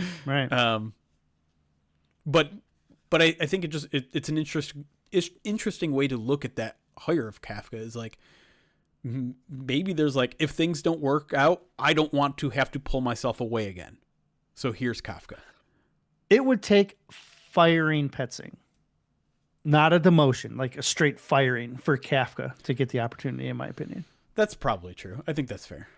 And I don't think they're going to fire him unless like all of a sudden the wheels just completely fall off the offense. The offense feels like it's stacked with options. So while I agree with it that Kafka's probably the most obvious option, like you could go with David Shaw, you could go with Scotty Montgomery, you could go with Hank Fraley, like all those guys. All of them have gotten interviews. Yeah, they're all capable. They've all except Fraley, I think, have called plays at one point or another. I'm not sure if Shaw was calling plays at Stanford, but he's certainly involved enough in this offense and has been now for a year and a half or whatever, that I think he's probably capable of it. So defensively, though, I'm curious where Jim O'Neill. Okay, that's where I was going to go. Yeah. Assistant head coach, safeties coach, got the promotion this past year. They were really afraid of losing him. Like Dan Campbell has expressed his appreciation multiple times this offseason. Even talking to Jim O'Neill himself, he's like, I had opportunities, but the Lions really showed that they wanted me to be here.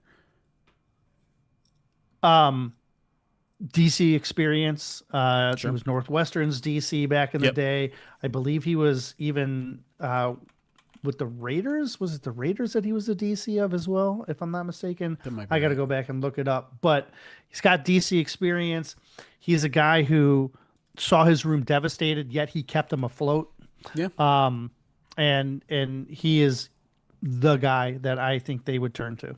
He was actually the defensive coordinator of the Browns and the 49ers. There you go. Just a defensive assistant for the Raiders, so that's where your mind probably went. The other candidate, I think, is Casey Rogers, because, again, there's a guy that has defensive coordinator experience. He was the coordinator for the Buccaneers for 3 years. Sure. And the Jets, actually, for 4 years. So,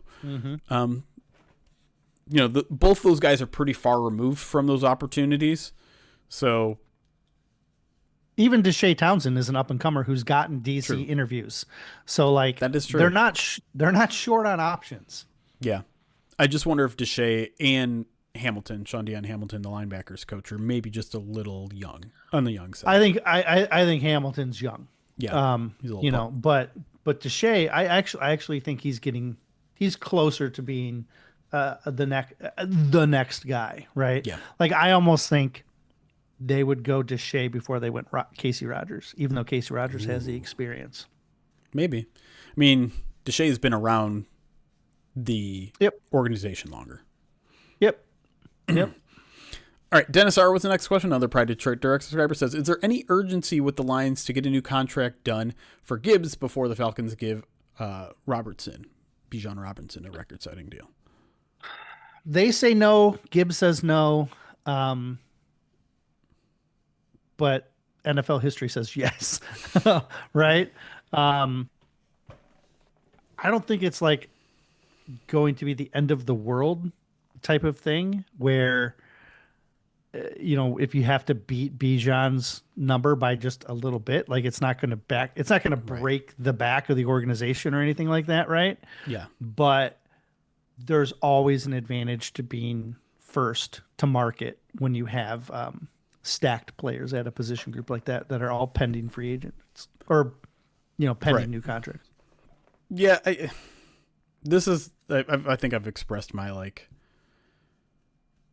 exhaustion for this talking point of like, we got to get this deal in before Bijan, because ultimately, like, one is going to get, and I'm just throwing out random numbers here, I'm not speculating on what the actual numbers look like. One is going to get $20 million per year. One is going to get $20.5 million a year. 20.1 it might be. Maybe even 20.1 million, right? Like, and right. so we're literally talking about, over the course of a 3 or 4 year contract, a $2 million difference at most, which is a fraction upon a fraction upon a fraction of a salary cap. And listen, the Lions are in a position where they probably want to save every single cent that they possibly can, but it's not going to force them to press the issue, right? They're going to take it at their own pace. And generally speaking, as you said, the Lions get these deals done pretty quickly because there's not a lot of drama. They want to play their players. They want to reward their players. They don't want to get into these public spats that like the Dallas Cowboys seem to get with every single one of their players. They just want to get it done. And that has its advantages. That has its disadvantages. Sometimes you might inflate the market more than you thought. Sometimes you might get a deal. But I don't think anything about how the Lions have operated has been in order to get ahead of a market. Like, I think they're just doing it because they want to extend their guys. Like, it's a priority in this organization to get extensions more so than it is in other organizations. And so it comes with the benefit of a lot of times getting a better deal. But as some people have pointed out, like, sometimes you can be a little hasty. Sometimes you can get a little bad luck. And if you get these deals done and then they suffer an injury, you're stuck with a tough contract. So I'd be very surprised if they're like sweating, just like dreading the Ian Rappaport tweet that Bijan Robinson's deal is done. Like, I don't think that is having a big effect on Allen Park these days. No. Tyler S. next question says, can you please explain what makes someone capable or even suited to be the big slot wide receiver? Your recent discussion on wide receiver depth chart and how Taslaw can fill that role had me thinking, what is significantly different between a big slot receiver and a move tight end? There's not a ton different between them. The trick is you have to be able, if you're a tight end trying to play in the big slot, you have to be able to run your routes at a efficient enough level to be in the capable wide receiver conversation, right? If you're a wide receiver pushing into the slot, you have to be physical enough to sustain going over the middle and also have some blocking assignments. So you have to have, if you're a receiver, you have to have some tight end skills. And if you're a tight end, you have to have some wide receiver skills. Yeah. This is essentially what it is, right? So a guy like Jackson Meeks, he's got the size of the tight end he's gravitating towards that tight end size, and he has the blocking capability, but he's only played outside, or majority of his snaps have come outside. So we question, can he run his inside routes from the slot at a way that at a level that like Taslaw can, or a move tight end could? If he can, then he'd be a good big slot contender, but we don't know that yet. A guy like Taslaw has experience in the slot. He understands the nuances. He understands depth, spacing, and he has that physicality, which gives him an advantage. Lions don't really have a traditional like move. All of their tight ends are more balanced. They tend to like a lot of tight end Ys who stay attached to the line of scrimmage or at the line of scrimmage. If you're a move tight end, you don't really fit the Lions style, but there are a lot of move tight ends out there that have great, like Kyle Pitts, who just got an extension. That's a move tight end, right? Right. I was going to bring him up I was just going to bring him up in the conversation as like the perfect guy who is like this right in the middle of this. Well, is he a move tight end or is he a big slot receiver? The answer is both. Like, he's both. He is both. There isn't that much of a difference between the two. I think with Jackson, which I'm not sure if this was really Taslaw is more about this conversation is more about Taslaw in terms of Tyler, but like Meeks is an interesting one because, he's big, but he's not tight end big yet. Like, they're trying to add to that part of his position, but I think that makes him, I don't know, I think it makes him closer a little bit to a move tight end than like a traditional one that the Lions might want in their offense.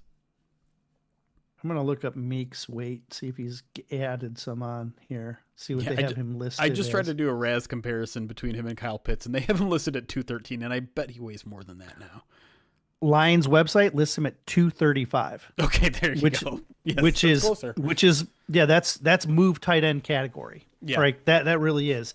At 6'2", 235, you're almost not an outside receiver. The only outside receivers at like 230 are like Calvin Johnson. You know what I mean? Like right. that type of guy. Yes. Like if he put on 20 pounds of muscle, yeah, it's going to be a lot harder to get his body moving downfield to create the separation as at an X. And so it's very possible that he does get that. He is going to get a harder look at the move position because, like I said, it's not a role they traditionally have with their tight ends, and it's a unique role that no one else on the roster really fills. And it's one of the reasons why Meeks is going to be such a fascinating guy to pay attention to in camp. Let's bring Teslaw into the conversation then, because he's only at 214, but he's tall as heck at 6'4". Mm-hmm. What can he do in the big, like what makes him a good option for big slot as a receiver? And is there? It's because he's a contested catch guy, right? Yeah. Like he understands how to position his body, he understands how to use his frame, and he can box people out, for lack of a better term.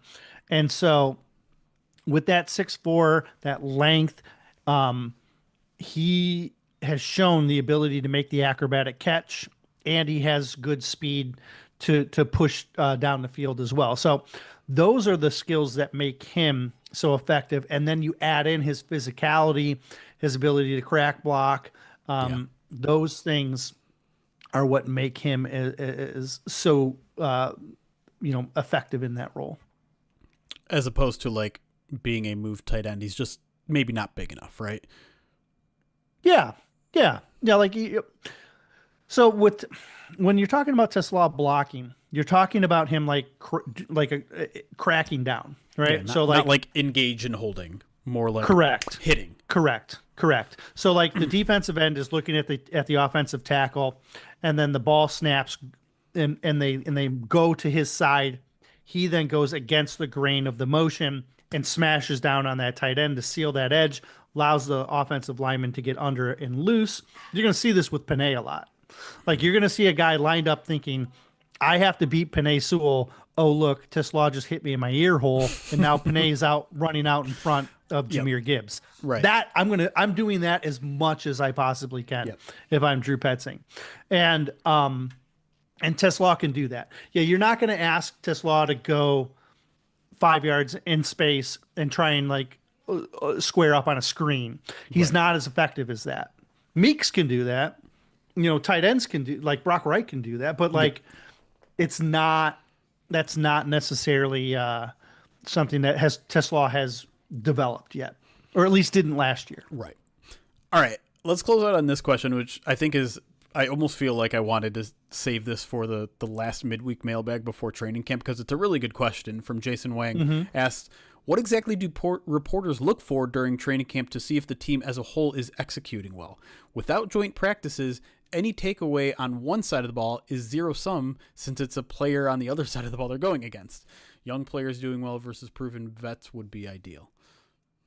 Yeah, so we'll spend me personally, I will spend the summer months setting up each position group and looking at where are the spots that I have questions, right? Yeah. I do a whole series of articles that like 12 people read, and and in those articles, I list like 3, 4, 5 questions that I have, and I say, this is what I want to know. Yeah. So when I go to training camp and I'm looking at these position groups, those are the answers I'm trying to get with each one.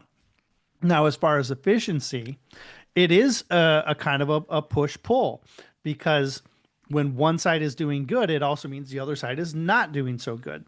So when you're comparing those, you have to look at who they're up against. Is Aiden Hutchinson destroying the defense or the left tackle over and over and over?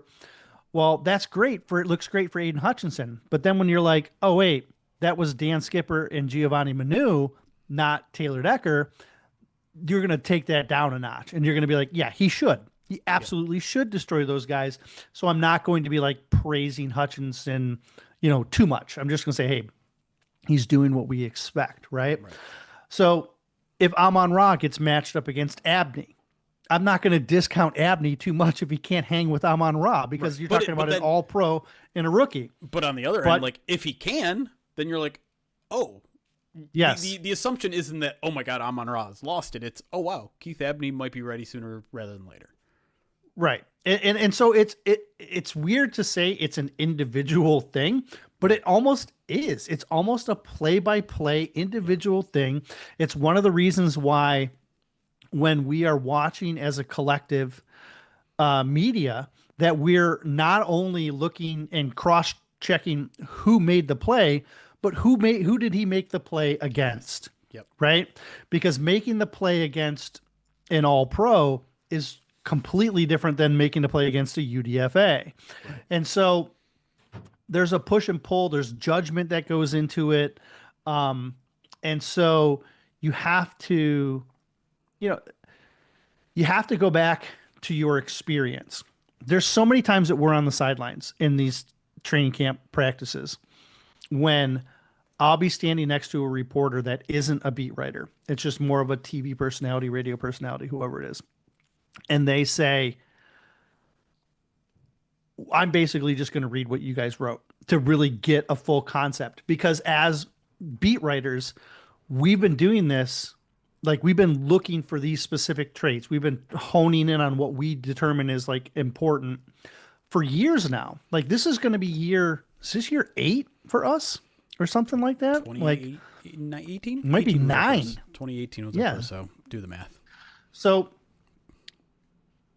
and that's just as credentialed. Like we've been scouting from the stands years prior to that even. So like we've been honing our eyes to look for these things for years now.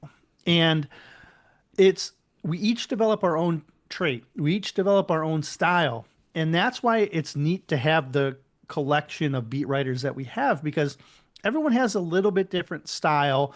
Everyone gets along and communicates with one another, but we all use our own individual judgment in making our write-ups. The only thing that I have to add there, and it is a little bit more team-oriented, is, and it's very hard to do with one, not knowing the play call, not knowing every individual's, assignment. Yep. And also most of the time not having the value of a replay, the resource of a replay is looking at the MAs. Like if the defense is constantly giving up a wide open receiver and the communication isn't there between DBs, that's obviously a sign that like team wise, things aren't working. Same thing with offense, right? If there's a blocking scheme and there's an unblocked defender in a pass rush, or a pulling receiver or pulling guard runs the wrong way, like that's a sign that the chemistry isn't there. Like those are same thing with route run. Like if there's two guys that are in the same spot, something like the amount of MAs I think is the best way that you can tell whether a team side of the ball position group is operating where it needs to be. Now, of course, some of that is individual based, right? Like if it's the same guy that's continually messing up, that's maybe less a sign of the scheme and the collaboration isn't working, and maybe it's just one guy. And that's easy to identify because the coaches get on them, right? Right. and a lot of times like that, I take notes when someone gets yelled at, and it's we're not allowed to report it. Yes, we can't say what if said, but like you can say after the play, Kelvin Shepard went up to so and so.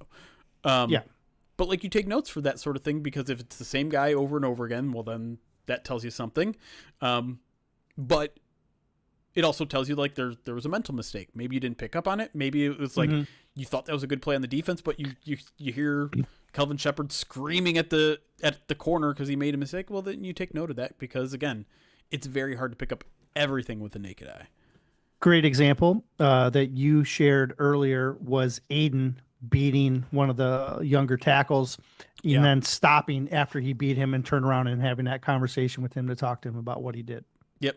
So I would say like the MAs are a good way where that's irrespective of side, right? Like if your defense is making mistakes where there's wide open receivers, yes, you can applaud the offense for setting up a scheme that created confusion, but at the same time, it's on your defense to respond. And there are no excuses. Like every single offensive scheme has answers. They have keys that you're supposed to respond to. And so if your players aren't hitting those keys on both sides of the ball, I think that's generally a way to evaluate whether that side of the ball is performing well. But again, very hard to diagnose in real time without knowing the play call, without knowing the exact responsibilities. But again, if there's a pattern of behavior, open receivers, blown blocks, things like that, then maybe you have a general idea. But it is a fair point, I think, that Jason is, I think, trying to make here with the question, which is, we're not going to have a frame of reference on how that looks compared to other teams. We're only going to be able to compare it based on practices from previous years. How far ahead are they? And I don't know, my memory's terrible. So it's such a like intangible thing to compare to previous years. Like, can I sit here and be like, well, Petzing's offense is way ahead of Morton's offense? Like that's just going to be a very hard thing to really analyze. Yeah. I think, again, I like to reiterate the fact that there's the beat writer group in general they're very experienced. They all have very strong opinions on what they believe is happening or the way things are playing out. And then they're also like, there's an open line of communication amongst us as well, where I can walk up to anybody and be like, this is what I'm seeing. What am I missing? Or like, what are you seeing that I'm not? Or who's a standout? Or who do you think is the next, who's vulnerable here? And those conversations that we have sometimes like during warm-ups, after we get our attendance done or something, those can really help us provide even more unique perspectives, give us things to look for so that we're not getting caught up in our own cyclical cycles, and keeping us with a fresh perspective on what we're going to see out there on a day-to-day basis. Yeah, a good example of that are already in the spring, because there are so many moving parts to every single rep. Sometimes you're just like, oh, is Blake Miller playing right tackle this rep? Great. Cool. Who's playing left guard? Okay, cool. Let me mark those down. And then you completely miss like maybe something interesting on defense. I think it was about halfway through OTAs and minicamp. Justin Rogers and I were just like, Tyler Lacey's been playing a lot with the ones, right? Like that's what you've seen. Like he's been playing consistently ahead of Levi, and we're just comparing notes and be like, yeah, that is what I'm seeing. And maybe sometimes someone will bring up something that you didn't see, and then you start focusing on that and you're like, oh my God, he's right. Like that guy's constantly repping with the twos, or constantly repping at the 5 tech instead of the 3. Like those little things, they go a long ways in seeing everything, because again, it's only so much you can see with the naked eye. There's only so much you can see without replays, and you can only focus on so many things at once. Yeah. Trying to track 91 players is, it can be daunting. 100%. All right. But we're still, a month off-ish until training camp kicks off here. But until then, we're going to continue to provide you with all of the Detroit Lions you could possibly want. So make sure you're following on prideofdetroit.com, following us on all the socials, catching every podcast. You can set up alerts on YouTube and Twitch or whatever podcasting feed you like. We always love getting feedback, so feel free to continue to leave us reviews on Amazon, on Apple Podcasts. I read through some of the comments on Spotify, so I see you guys over there. And, of course, on YouTube and Twitch, I read all those comments as well. So appreciate all the support. Appreciate everything, you guys, the great questions you provide every week. But until next time, I'm Jeremy. That's Erik over there. It's Chaos. Be kind. Recording stopped. All right. We'll save a little time here for our live audience. If you guys got more questions, if you guys just want to talk about other things, like ask me how much taller Brad Galley is compared to me, sure, you can ask that question.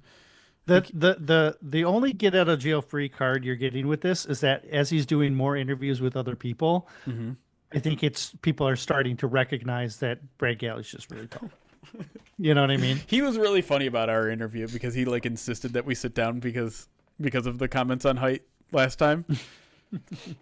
And also, like, he dragged these chairs out from the media room and pulled them outside, and like while he was doing them, like, let me grab one, like, let me carry one from him. He's like, no, I got it. So, just, I don't know, his insistence on carrying him just gotta, I think, shows the kind of person he is, which is extremely thoughtful and kind. And so shout out Brad Galley, and good luck with everything with his YouTube page.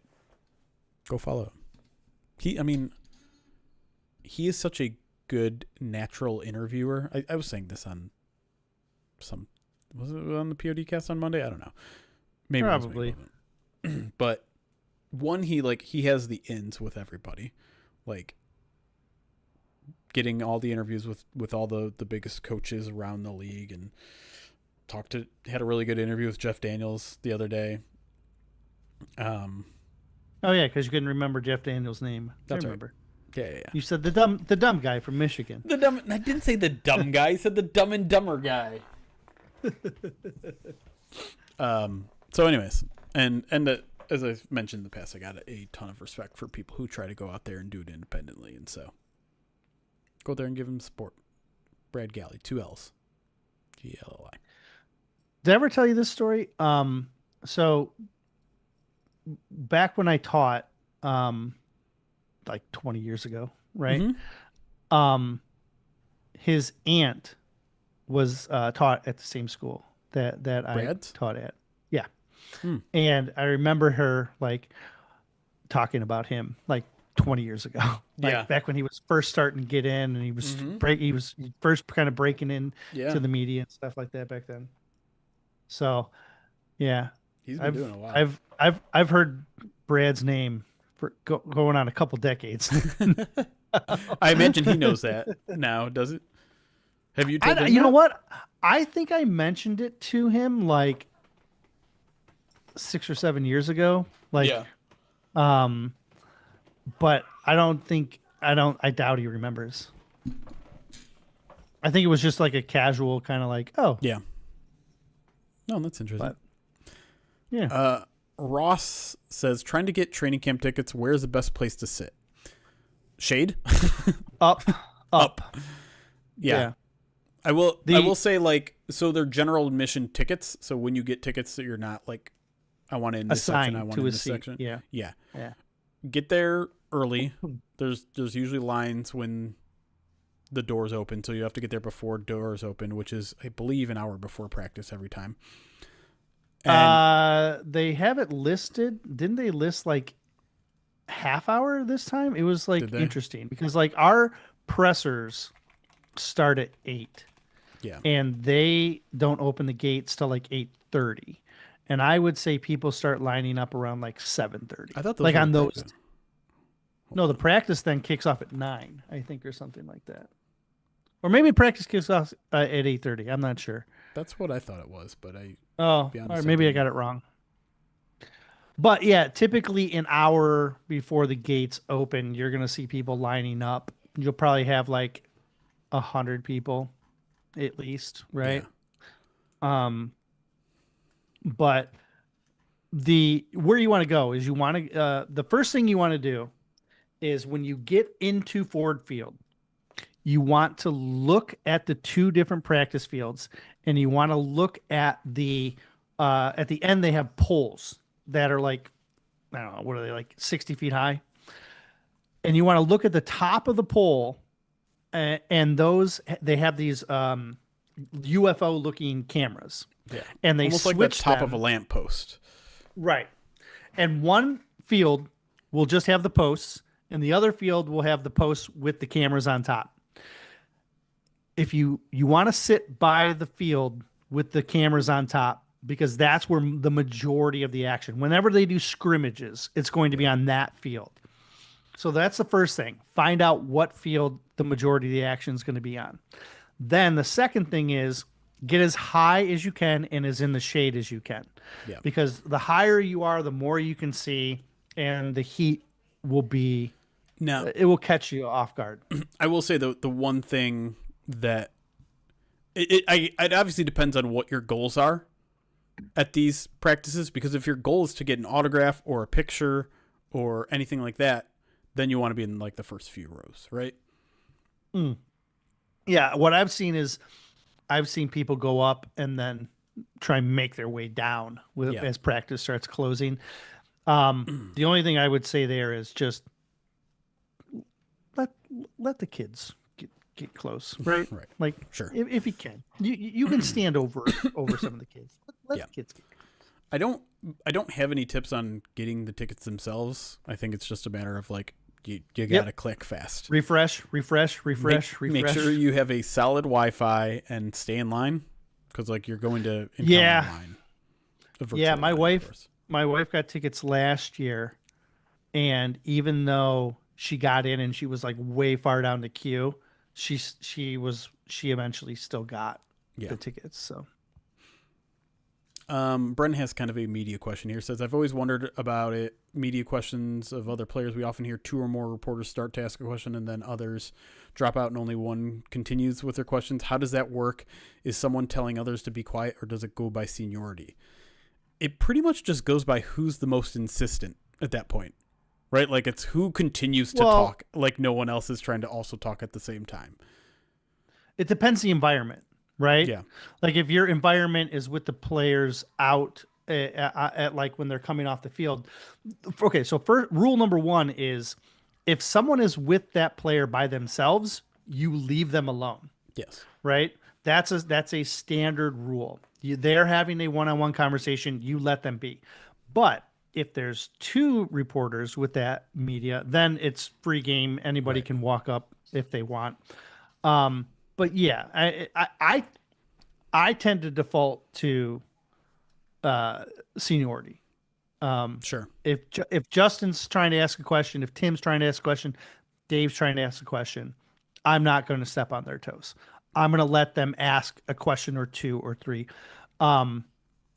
Sometimes I'll change my philosophy or I'll change my question depending on where the conversation's going, because you don't want to be going down one avenue and then like change the topic and then have that person come back and like have to come back to that topic. Like it ruins the flow of everything. So Right. there's certainly a respect thing that goes on, but I always try to tend to default to seniority if I can. There's also like a couple of little things that happen kind of behind the scenes too, especially towards the end of a press conference. Like a lot of times we'll get towards the end of it and, you know, the PR person will be like, hey, we got time for a few more questions. And then you'll kind of like see everyone like then start to, okay, like we're running out of time. Let me try to get a question in. And then as we get towards the very end, if like the PR person constantly notices that you're a person trying to get in a question, they'll be like, okay, we got three more. These are the three people that have been trying to get questions. You know, Brad, then Jeremy, then Justin. You three go. And that is at complete discretion of the PR person. And in general, my experience is that's just the people who have been trying to get a question in but haven't gotten a question. It's not a seniority thing. It's not of who the PR person likes the best. It's just who's been the most persistent that hasn't had an opportunity to ask their question. No, I think the PR team is very non-biased. Yeah. No question. In that approach. But I think the other most reporters, tend to be respectful of a little bit of a hierarchy. For example, and I know that this is a little strange, but a guy like Carlos, right, who comes in maybe once a week, he normally has a question, a follow-up question, and a follow-up question. And the other team, the other media members typically tend to let him go boom, boom, boom, and then get it out of the way and then be done and then move on. Like I've noticed that with Carlos, that like he gets that grace. Oftentimes, Tim, will take the first question Yep. because he's the team reporter, right? Like Yep. I I try I always do my best to never step on the toes of someone who's been there longer than me. Like if O'Hara ever had tried to say something, let Mike go. Let him go. You know what I mean? Um, I try to do the same thing with, any like a lot of the guys. But then like there's other guys who maybe haven't been there as long as me, but are there more frequently, and I try to give them that grace as well. Like a guy like Colton, who hasn't been here as long as either of us, but Colton's there every day. I try to allow Colton to ask a question before me, Yeah. right? The So There's also this aspect of it that I think is at least worth exploring a little bit, which is I think a lot of the work that you and I do are not, we don't need player or coaching quotes as much as maybe some like more traditional outlets do. yep, yep. And so, I always want to expand what we cover and improve on certain areas that we don't do or do less of, or things that I just think, I need to learn how to ask better questions. I need to learn how to do more one-on-ones, things like that. But at the same time, like you and I do a lot of analysis pieces where, yes, it can be like supplemented by quotes and things like that. But one of the things when I got into this business early was those sort of things as a reader did not like catch my attention much. Like what a coach has to say about a player or about a performance. Generally speaking, after I watch a game, like I don't need the coach to tell me like, yeah, we didn't do enough. I didn't have them prepared enough. Like those quotes don't do much for me because one, you're getting a lot of coach speak. Two, they're saying a lot of things that are very obvious. Now, as I've gotten deeper into the business, I've learned the value of certain questions over other questions. I've learned the value of how to get better answers than just like the how did that loss make you feel, right? Those quotes, no one's into that sort of stuff. But if you learn how to develop relationships, if you learn how to word questions a certain way, tendencies for coaches on what sort of questions they do and don't answer, you can work your way around that. So in general, though, I would say Pride of Detroit probably uses less player and coaching quotes than other outlets, because I think there are other ways to get you guys information that's weeding through coach speak, player speak, and giving you more interesting information. Yeah, and I think it comes down to just also, like you said, there's more, it's more individualized, right? For per reporter, and so the news and the free press are going to need those quotes. Colton does a good job of interweaving his into his stories. Yep. I tend to get more value doing one-on-ones, which is why I tend to try and do more of those as opposed to just jumping into a scrum and getting some stuff. It's good during training camp. I like to have the quotes personally, but more from the players as Yeah. opposed to like the coaches. You get you can get more direct information. Yeah. But it all depends too, on the player and how much they're willing to share or not share. Yep. Like last year, DJ Reed, Burkett, and Birchie and I went over and sat, literally all four of us sat down on a bench and had a conversation with DJ Reed, uh, just about like him first joining Detroit and all that stuff. And like, it was a cool conversation because then it sparked other stuff that I was able to talk with Reed about, like one on one. And I don't think I ever managed to find a way to weave those into some of the storylines I wanted, but it helped me learn more about him as a person, as a father, as a player. And you get you learn little, like, knickknacks from being sometimes in those conversations. Like for example, uh, the one of the things with Reed that was questioned was about his speed. And then this was the conversation where he was like, yeah, I had a hamstring injury when I ran my official 40, Right. but then like I actually ran on this fast and I ran this speed. And so like that I think was it was a cool little bit of information Yeah. that kind of came out of those more casual, like you're just sitting down over some hydration, time. Yeah. All right, enough in business stuff. Let me get to some more questions here. Let's start with DC Smithers, who donated £5 on YouTube. Says it's off-season ranking season, and pundits are generally putting the Lions and their players about mid-table. What are your impressions? Yeah, well, they missed the playoffs, so that's what I expect, right? Chicago's the belle of the ball because they won the division, and people are going to hype them up, and that's fine. That's to be expected, and that falls in line with how people do their rankings. The nice thing is that rankings they're just rankings. Time wasters. Yeah, like people love lists and people love rankings, and because because it sparks debate and it sparks conversation, and so it allows people to converse. It's important though to not let someone else's opinion like influence you too much, Enrage you. Yeah, because like it's very easy to get into that habit of you don't think Penei Sewell's like, the best offensive lineman. Like was it Mike Clay who ranked the offensive line units in Detroit was like way down there, and Penei was like the seventh offensive and I was like, all right, that's fine. You can if that's what you think, great. Mike Clay also has the Lions as like the third best roster in football. So right, but I mean that's my point is that like you're gonna have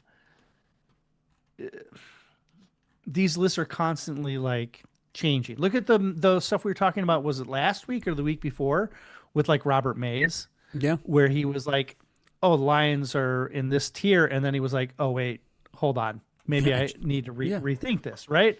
And so here's the thing. Like I say this all the time with national reporters, and it's not meant to be disrespectful to them in any sort of way, but the amount of research that they would have to do to have an informed opinion on all 32 teams is impossible. Yeah. You would have to have zero personal life.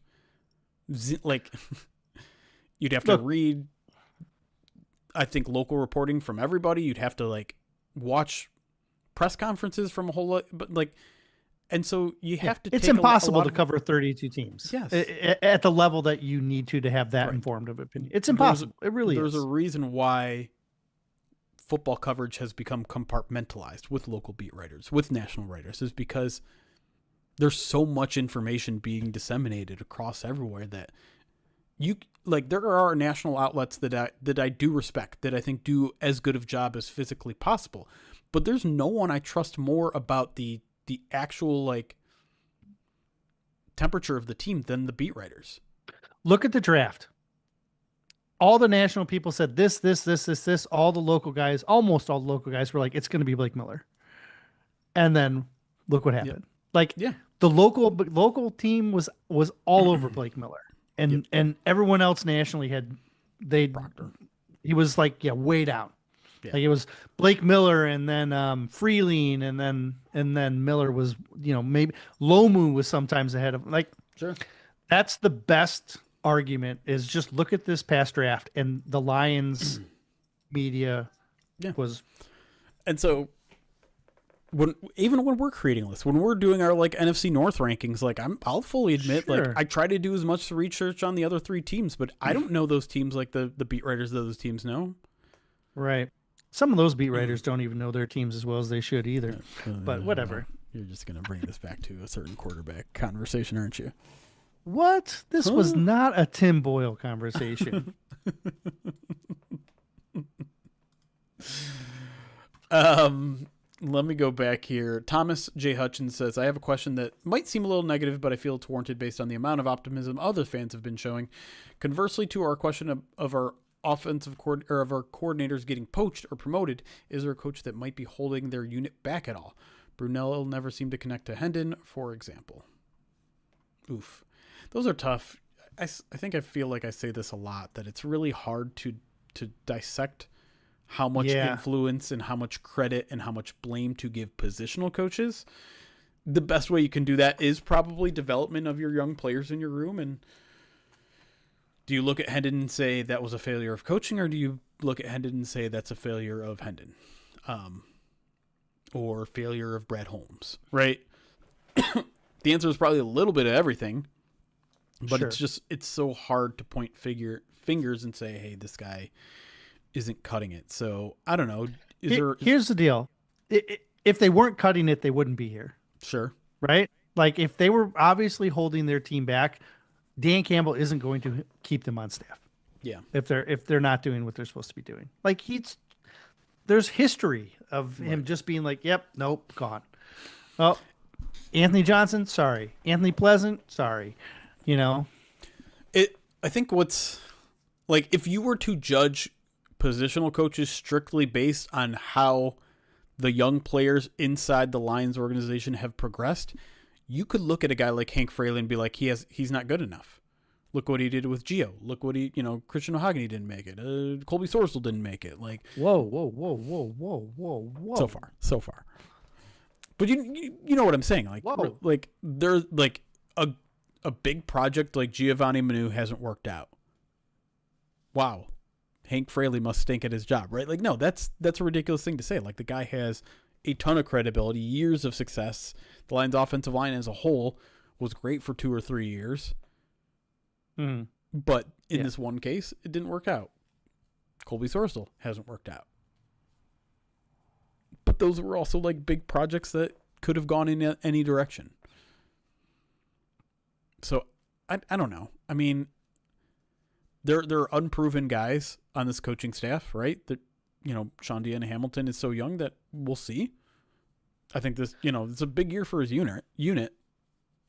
Jack Campbell's playing like crazy, but like also Kelvin Shepard went out of his way to be like, hey man, the reason why we saw some of these guys take a big jump, first reason, it's Ham. Big Ham. He's doing an outstanding job in that room right now. He didn't have to say that. The question wasn't about Sean Dean Hamilton, but he went out of his way to compliment him, which to me means he's being genuine. So I don't know. I really like the coaching staff top to bottom. Like, obviously the corner room has seen a lot of turmoil, but like now there's a little bit of stability there with Deshae, who technically is the DB coach and not just the corner coach, but obviously Jim O'Neill's working with the safeties. I guess he's the guy that I have the most skepticism about so far. But that doesn't mean I think he's done a bad job. It's just like, well, I mean, let's see with Terrion. Let's see with DJ. Let's see with Ennis. Like, if those guys can stay healthy, then maybe we'll have a clearer picture of how he is as a developer and a teacher and all those things. But like, I think the grade on him is very much incomplete with all the injuries that they've had to deal with at that position. I kind of feel that way about Casey Rogers. Defensive line coach. Yeah. I mean, that's the same. He comes with a pretty big pedigree though, right? Before he got here? Yeah, sure. Tampa Bay also let him walk though, like without much contest. So I also, just wasn't working for what they wanted. And so, and what has the defensive line, there's questions, right? So I think that's, but again, what are we going to know? What do we know for real? Like it's hard for us to, say for sure this is the reason. Ryan's reaction says, if I could have you interview anyone, I'd want y'all to interview Drew Petzing. All right. Let me get my time machine and let me reach back in the piggy bank, see how much we have left. No, I'm assuming you're joking Ryan's reaction, but if you aren't, we did interview Drew Petzing, 3 months ago? 4 months ago? God, it's been a while. We're deep into the off season. Now that I'm looking back and seeing that it's June, it's been 5 months since the Lions have played football. Yeah. This first time ever listening to the Midweek Mailbag while mowing. Hey, good job doing your chores, Exit Mortality. It's a beautiful day. Downgrade asks, I feel like everyone has given up on Hassanin so quickly. Why is that? He has only been with the Lions for a year. While he was injured, I feel he was written off. Well, I mean, he wasn't with the team for half the year because of the injury. So, like, I don't think he's been written off. I just don't think. I think expectations went from, can this guy contribute because of his energy to, oh, he's a bit of a project. He's going to need time. I don't think people are writing him off as much as they've just changed their expectations, at least in my opinion. Yeah, I think it's almost a little bit of a course correction because there was so much hype around this guy because of his story, because of his personality, because the Lions fans have just been hungry for an edge rusher for forever. Sure. That I think he got overhyped as a 6th round pick. Like, that needs to be underlined and underscored. He's a 6th round pick. How many 6th round picks become regular contributors on either side of the ball? Not many. Christian Mahogany. But not many. And so, he suffers his injury. He doesn't get any of the benefit of, rookie season development during the year. Comes back and he comes to a room that has been overhauled, right? He comes to a room that now includes Derek Moore and DJ Wanham and Peyton Turner. And now they're moving him too, right? Like, yeah.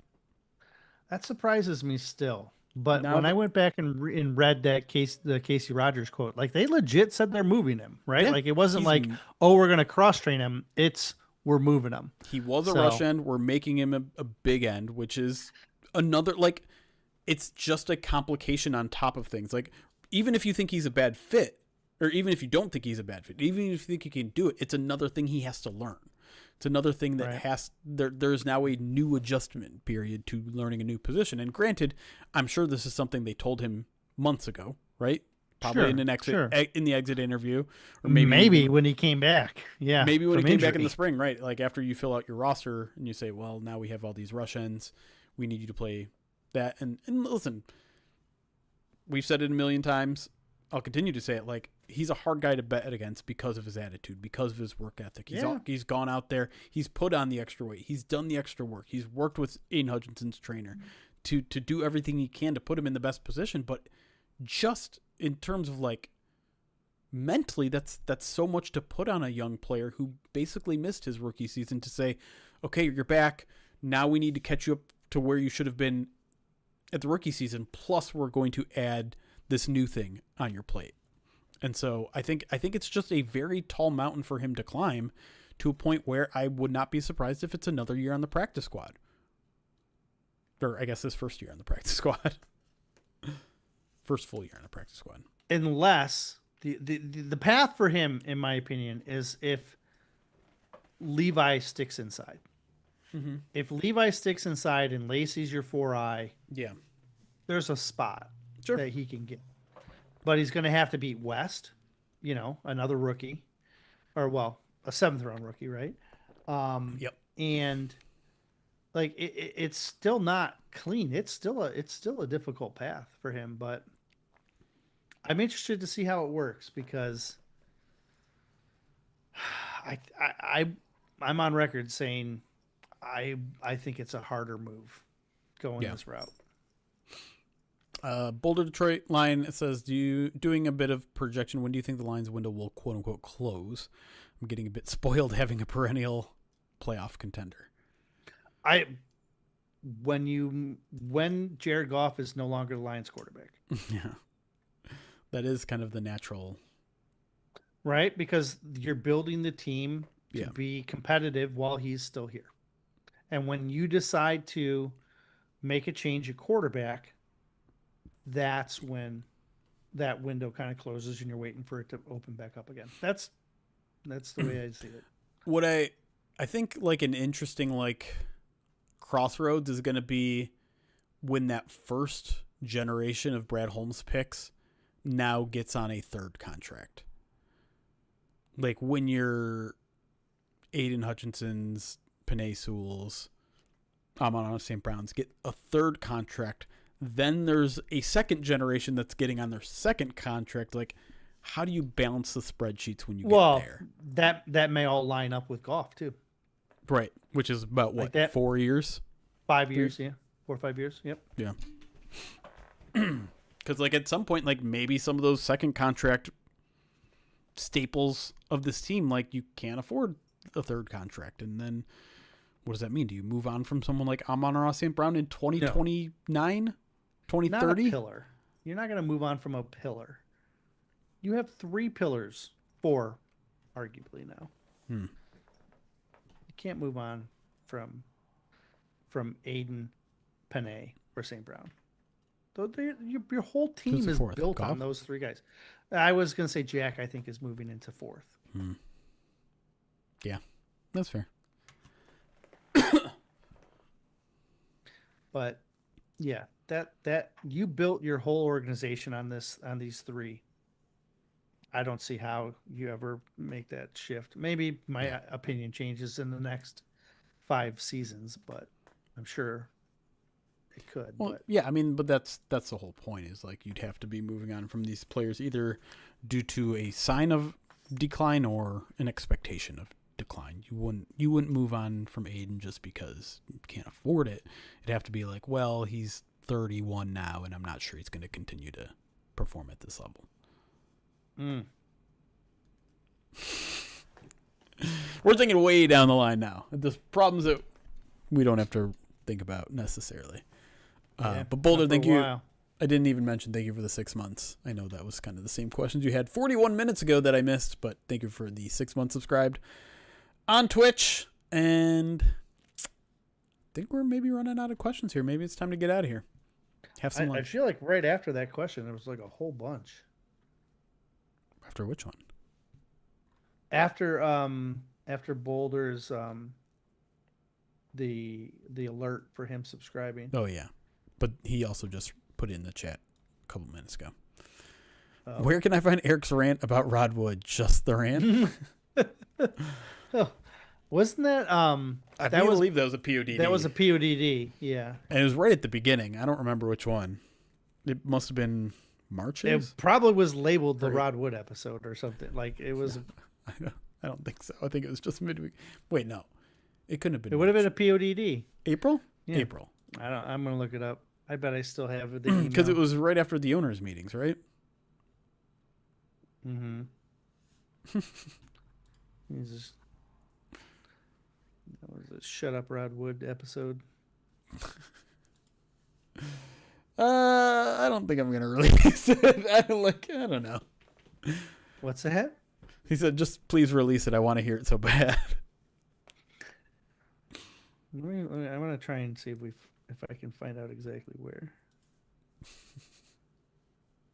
Because I think I might have kept that one. Oh gosh.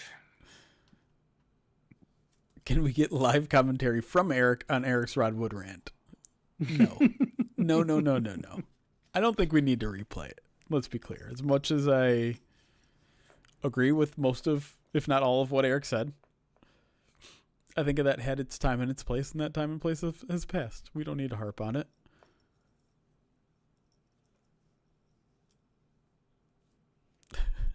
The title of the mailbag episode of the email was NFL draft preview and Rod Wood steps in it ...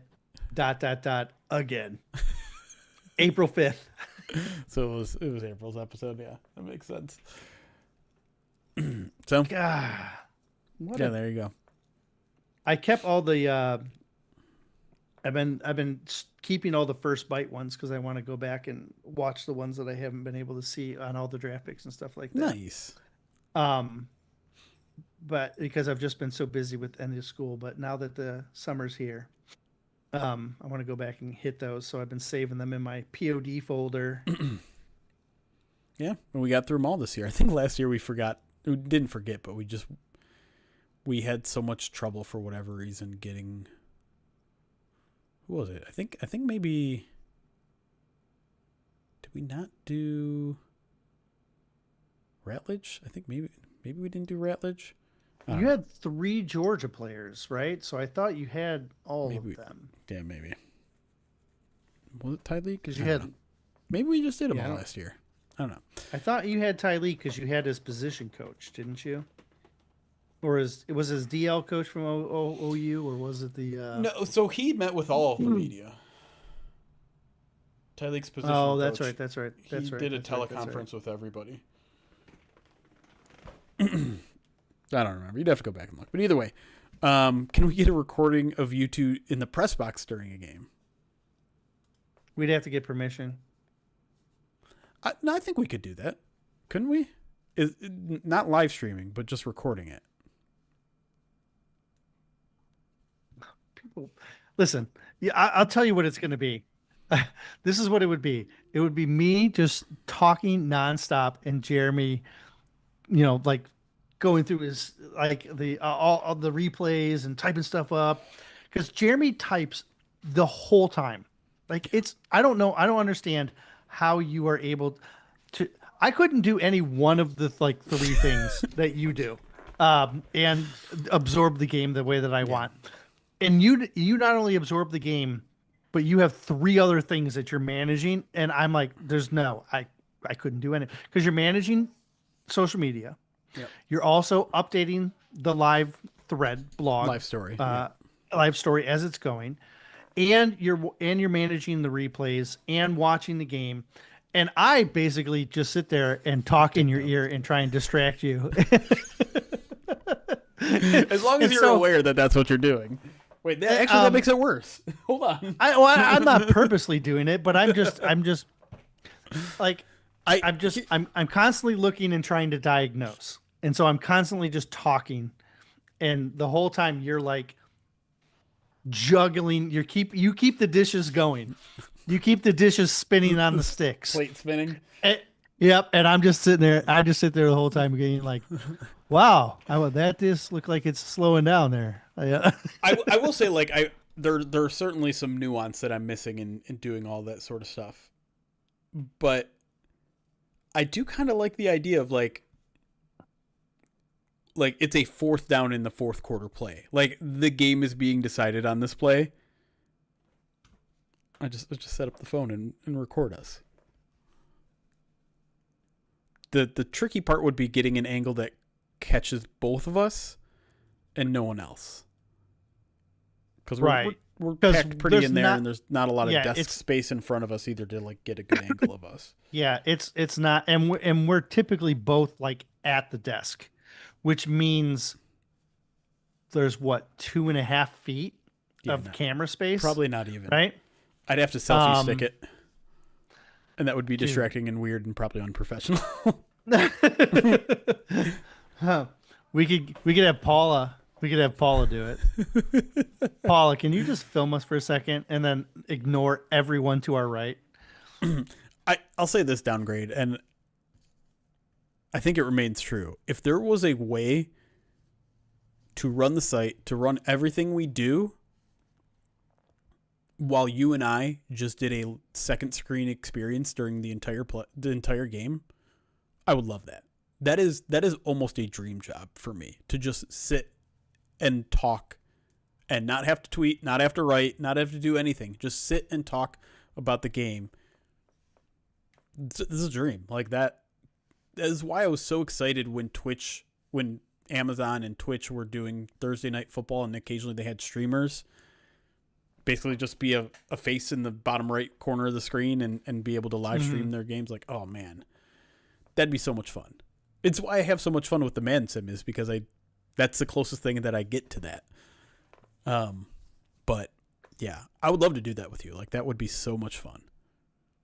There's a parent in the neighborhood that every time I'm not at an away game asks me if he can come over and just sit in the corner and I'm like, it's totally different when it's away, because like I actually don't talk that much when I'm away, but when I'm there I talk like the whole time. It's very strange. Yeah. But with Fox has a little camera that they set up in the corner of their booth in order to get Dan Miller. and Well, Lions do. they have a much, or the Lions, yeah, and they Yeah. have a much bigger working space Yeah. than we do. Yeah. Um, I don't know if there's a picture that we have on social media that shows kind of that press area or not that could show people, but there's like the desk is maybe 2 feet in front of us, right? Yeah. Maybe 2.5 feet max. And you have to have your computer set up onto it, as well as any information that you're trying to gather. I have a little booklet that I take notes in. You have your iPad in between us. So there's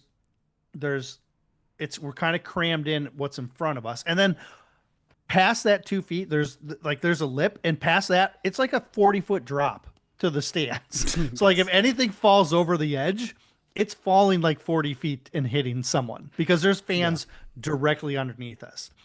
So we have to make sure we don't like knock our drink over or something like that, because that would be bad. Yeah. And so we have to be, if anything, I think we're like, I don't use the whole, I don't feel like I don't use the whole space. I'm like worried to use it because I don't want to like. There's a little anxiety there for me too. Yeah. Sure. And then we have our chair, and then behind us is enough room for maybe one person to walk behind us. And that's it. Then it's a huge wall. Right? I was trying to find a picture of maybe me doing like I know I take pictures of my Thanksgiving meals, and I don't think it gives a little bit of an idea of what it looks like, but not a lot. So like this first part, it's about a plate and a half wide. It was just a standard paper plate. And then this is like, it's a little empty hole where like you put your cords in to plug in. And then like this other part, this area is maybe like a quarter of what this first area is. Like. Enough room for a cup. Yeah, like a cup of That's water or something. And then, there's your little wall. And then everything beyond that is jumping off a balcony here. Yeah.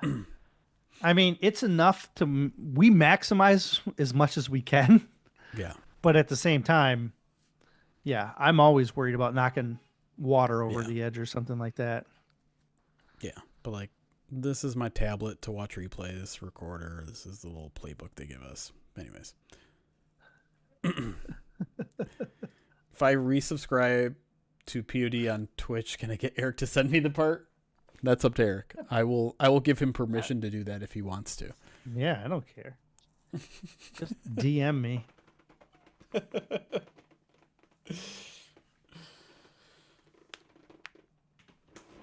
Yeah. I mean, listen, the YouTube link is shareable, but I don't want to obviously give it to everyone because that makes subscribing to PODD less special. All right. Oh, dude, of course I love pie. Pie is so much better than cake in every single way that I don't understand why we eat cake. I've said to people I love, I don't want a birthday cake ever. Give me a birthday pie. I would much rather have a birthday pie or cheesecake. Cheesecake is maybe the best of those three pastries. For Father's Day, my wife asked what dessert I wanted, and I'm like, I don't know. I don't want any dessert. She's like, you want a little cake or something? And I was like, I don't eat cake. And my youngest says, well, what kind of cake, if you had to eat a cake, what would you eat? And I said, well, when mommy does buy me a cake, it's the Saunders bumpy cake. It's like the little devil's chocolate with the yeah, it's great. It's great, right? And I'm like, occasionally I'll eat like a carrot cake or something like that, like if I'm in the mood for that. But I'm like, a standard cake is just not for me. I'm like, actually, she's like, well, what's your favorite? I said, well, my favorite is ice cream cake. And she's like, well, what is it? And I'm like, it's basically like just a chunk of ice cream in the shape of a cake. And she's like, so you like ice cream? I'm like, yeah, that's basic. That's what, yeah. My favorite kind of cake is ice cream. Yeah. And as I've said multiple times on this podcast, cheesecake is not a cake. Cheesecake is a pie, which only gives even more credit to pie over cake. Yeah. I don't know how to undo the DM thing here. Email him. I didn't. Yeah, you can email me. It's just my name. That doesn't give people your email. It's just your name. It's my name. It's my name at Yahoo or my name at Google at Gmail. Like it's my name is unique enough that I just get my name on any platform I want, which is why it's my name on. It doesn't feel that unique, but oh, it is. I guess it's the last name is. And the spelling. Well, it's not just the last name; it's the spelling of the first name. Yeah. Like there are other Erik Schlitz in the world, but they all spell their name wrong. Yeah. And it's always the first name that they spell wrong. Like I know there's a couple ERICs and I know there's an ERICK, but I am the only ERIK. Which one do you hate more? ERIC or ERICK? Probably I don't know.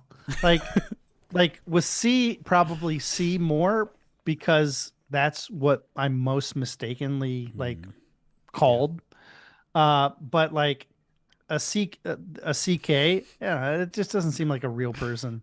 Like it, like I don't know. What about a CH? There's a couple of ERICHs out there, right? Not Schlitz, but maybe. I mean, I don't. If there are, I've never met one. I'm Google searching it right now. You'll be happy to know when I typed in Erik ERICH Schlitt, you showed up.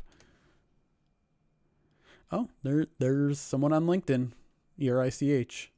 Yeah, He's good for him. He's in project management from Boston. Shout out to Erik Schlitt. Again, the last name is actually more common than I think you would think. But especially in Germany, like I've told you this before, like there's a whole water park called Schlitterbahn, right? Like, right. Like there's a whole, like, it's like the biggest water park out. And so I've been doing some Duolingo German for the past week. Oh yeah. Yeah. Yeah. How's that? It's okay. It's a very slow program with Duolingo, which I think probably makes sense to really learn the vocab. The thing that's throwing me off with Duolingo, I've never used it, is that it's not like teaching you how to learn in a language. It's just, here are words, learn them. It's not like, here's how you conjugate. Okay. Here's how you conjugate this verb. Here's male versus female nouns and the articles that go with them. It's more like, no, we're going to throw German words at you and speak to you in German and then learn it. Which I don't know if that's going to work better or worse, but it's just not how I'm used to learning a language, like how I was taught it in school. So it's interesting. They in my school district, they are trying to get kids to start taking language courses earlier and earlier. It's crazy to me. I love it, honestly. That's great. I wish when I was more well spoken. It's a high school level class, okay? And like when I was in school, 800 years ago, it was only available to high schoolers, Same. right? Yep. But my middle schoolers have had access to it like early in middle school, like way earlier than I thought they probably should. Like, so, one of my daughter's friends is going to be taking German. And so, as a class, and I'm like, ooh, that's a challenge. Respect for that, man. That's a tough class, I think, to take for a 12 and 13-year-old, Yeah. All right, we're going to take... See, 6th grade. That's... It's crazy. Amber says here, 6th grade. That's hard, man. I had a hard time in high school doing it, much less at a middle school level. Yeah. All right, I'm going to take one more question here because ich bin hungrig. Nice. I'm hungry. I don't know what that means. Okay. If someone's German, please judge me on my pronunciation. It's important to learn the vital phrases. So like when you go somewhere, you can walk into a restaurant and you don't need to say table for two. You need to learn, I'm hungry. Ich bin hungrig. The very first thing that they taught me was just like coffee stuff. So like I can say coffee with milk, Kaffee mit Milch. When I Zucker. was learning Spanish, I learned the most unnecessary phrases possible because that was funny Yeah. to me. Yeah, of course. Like, yeah. Yeah. I I'm growing. I'm growing in my. We'll see. We'll see how far I take it. I wanna. My cell phone service, T-Mobile, gave me 3 free months of Duolingo Elite or Super Duolingo, whatever, some sort of like Super advanced extra elite version. gold Yeah. platinum. So I wanna do it every day for the next 3 months and see where it takes me. All right, I want to take Joe's question because he's asked it a few times and I've tried to get to it and forgotten each time. So, it says, curious on your thoughts on my tinfoil hat theory. Did the Lions skip joint practices because of a leak? Last season, the Packers seemed to know the Lions' offensive line communication better than the Lions did. Green Bay got that intel from the Dolphins after Miami practice with Detroit. The Lions' sudden pivot to extreme secrecy and no joint practices makes sense. Are you putting on your tinfoil hat here with Joe? No. I mean, maybe, but like, no. I mean, like, I can't rule it out, but I also don't have anything to substantiate it either. You know what I mean?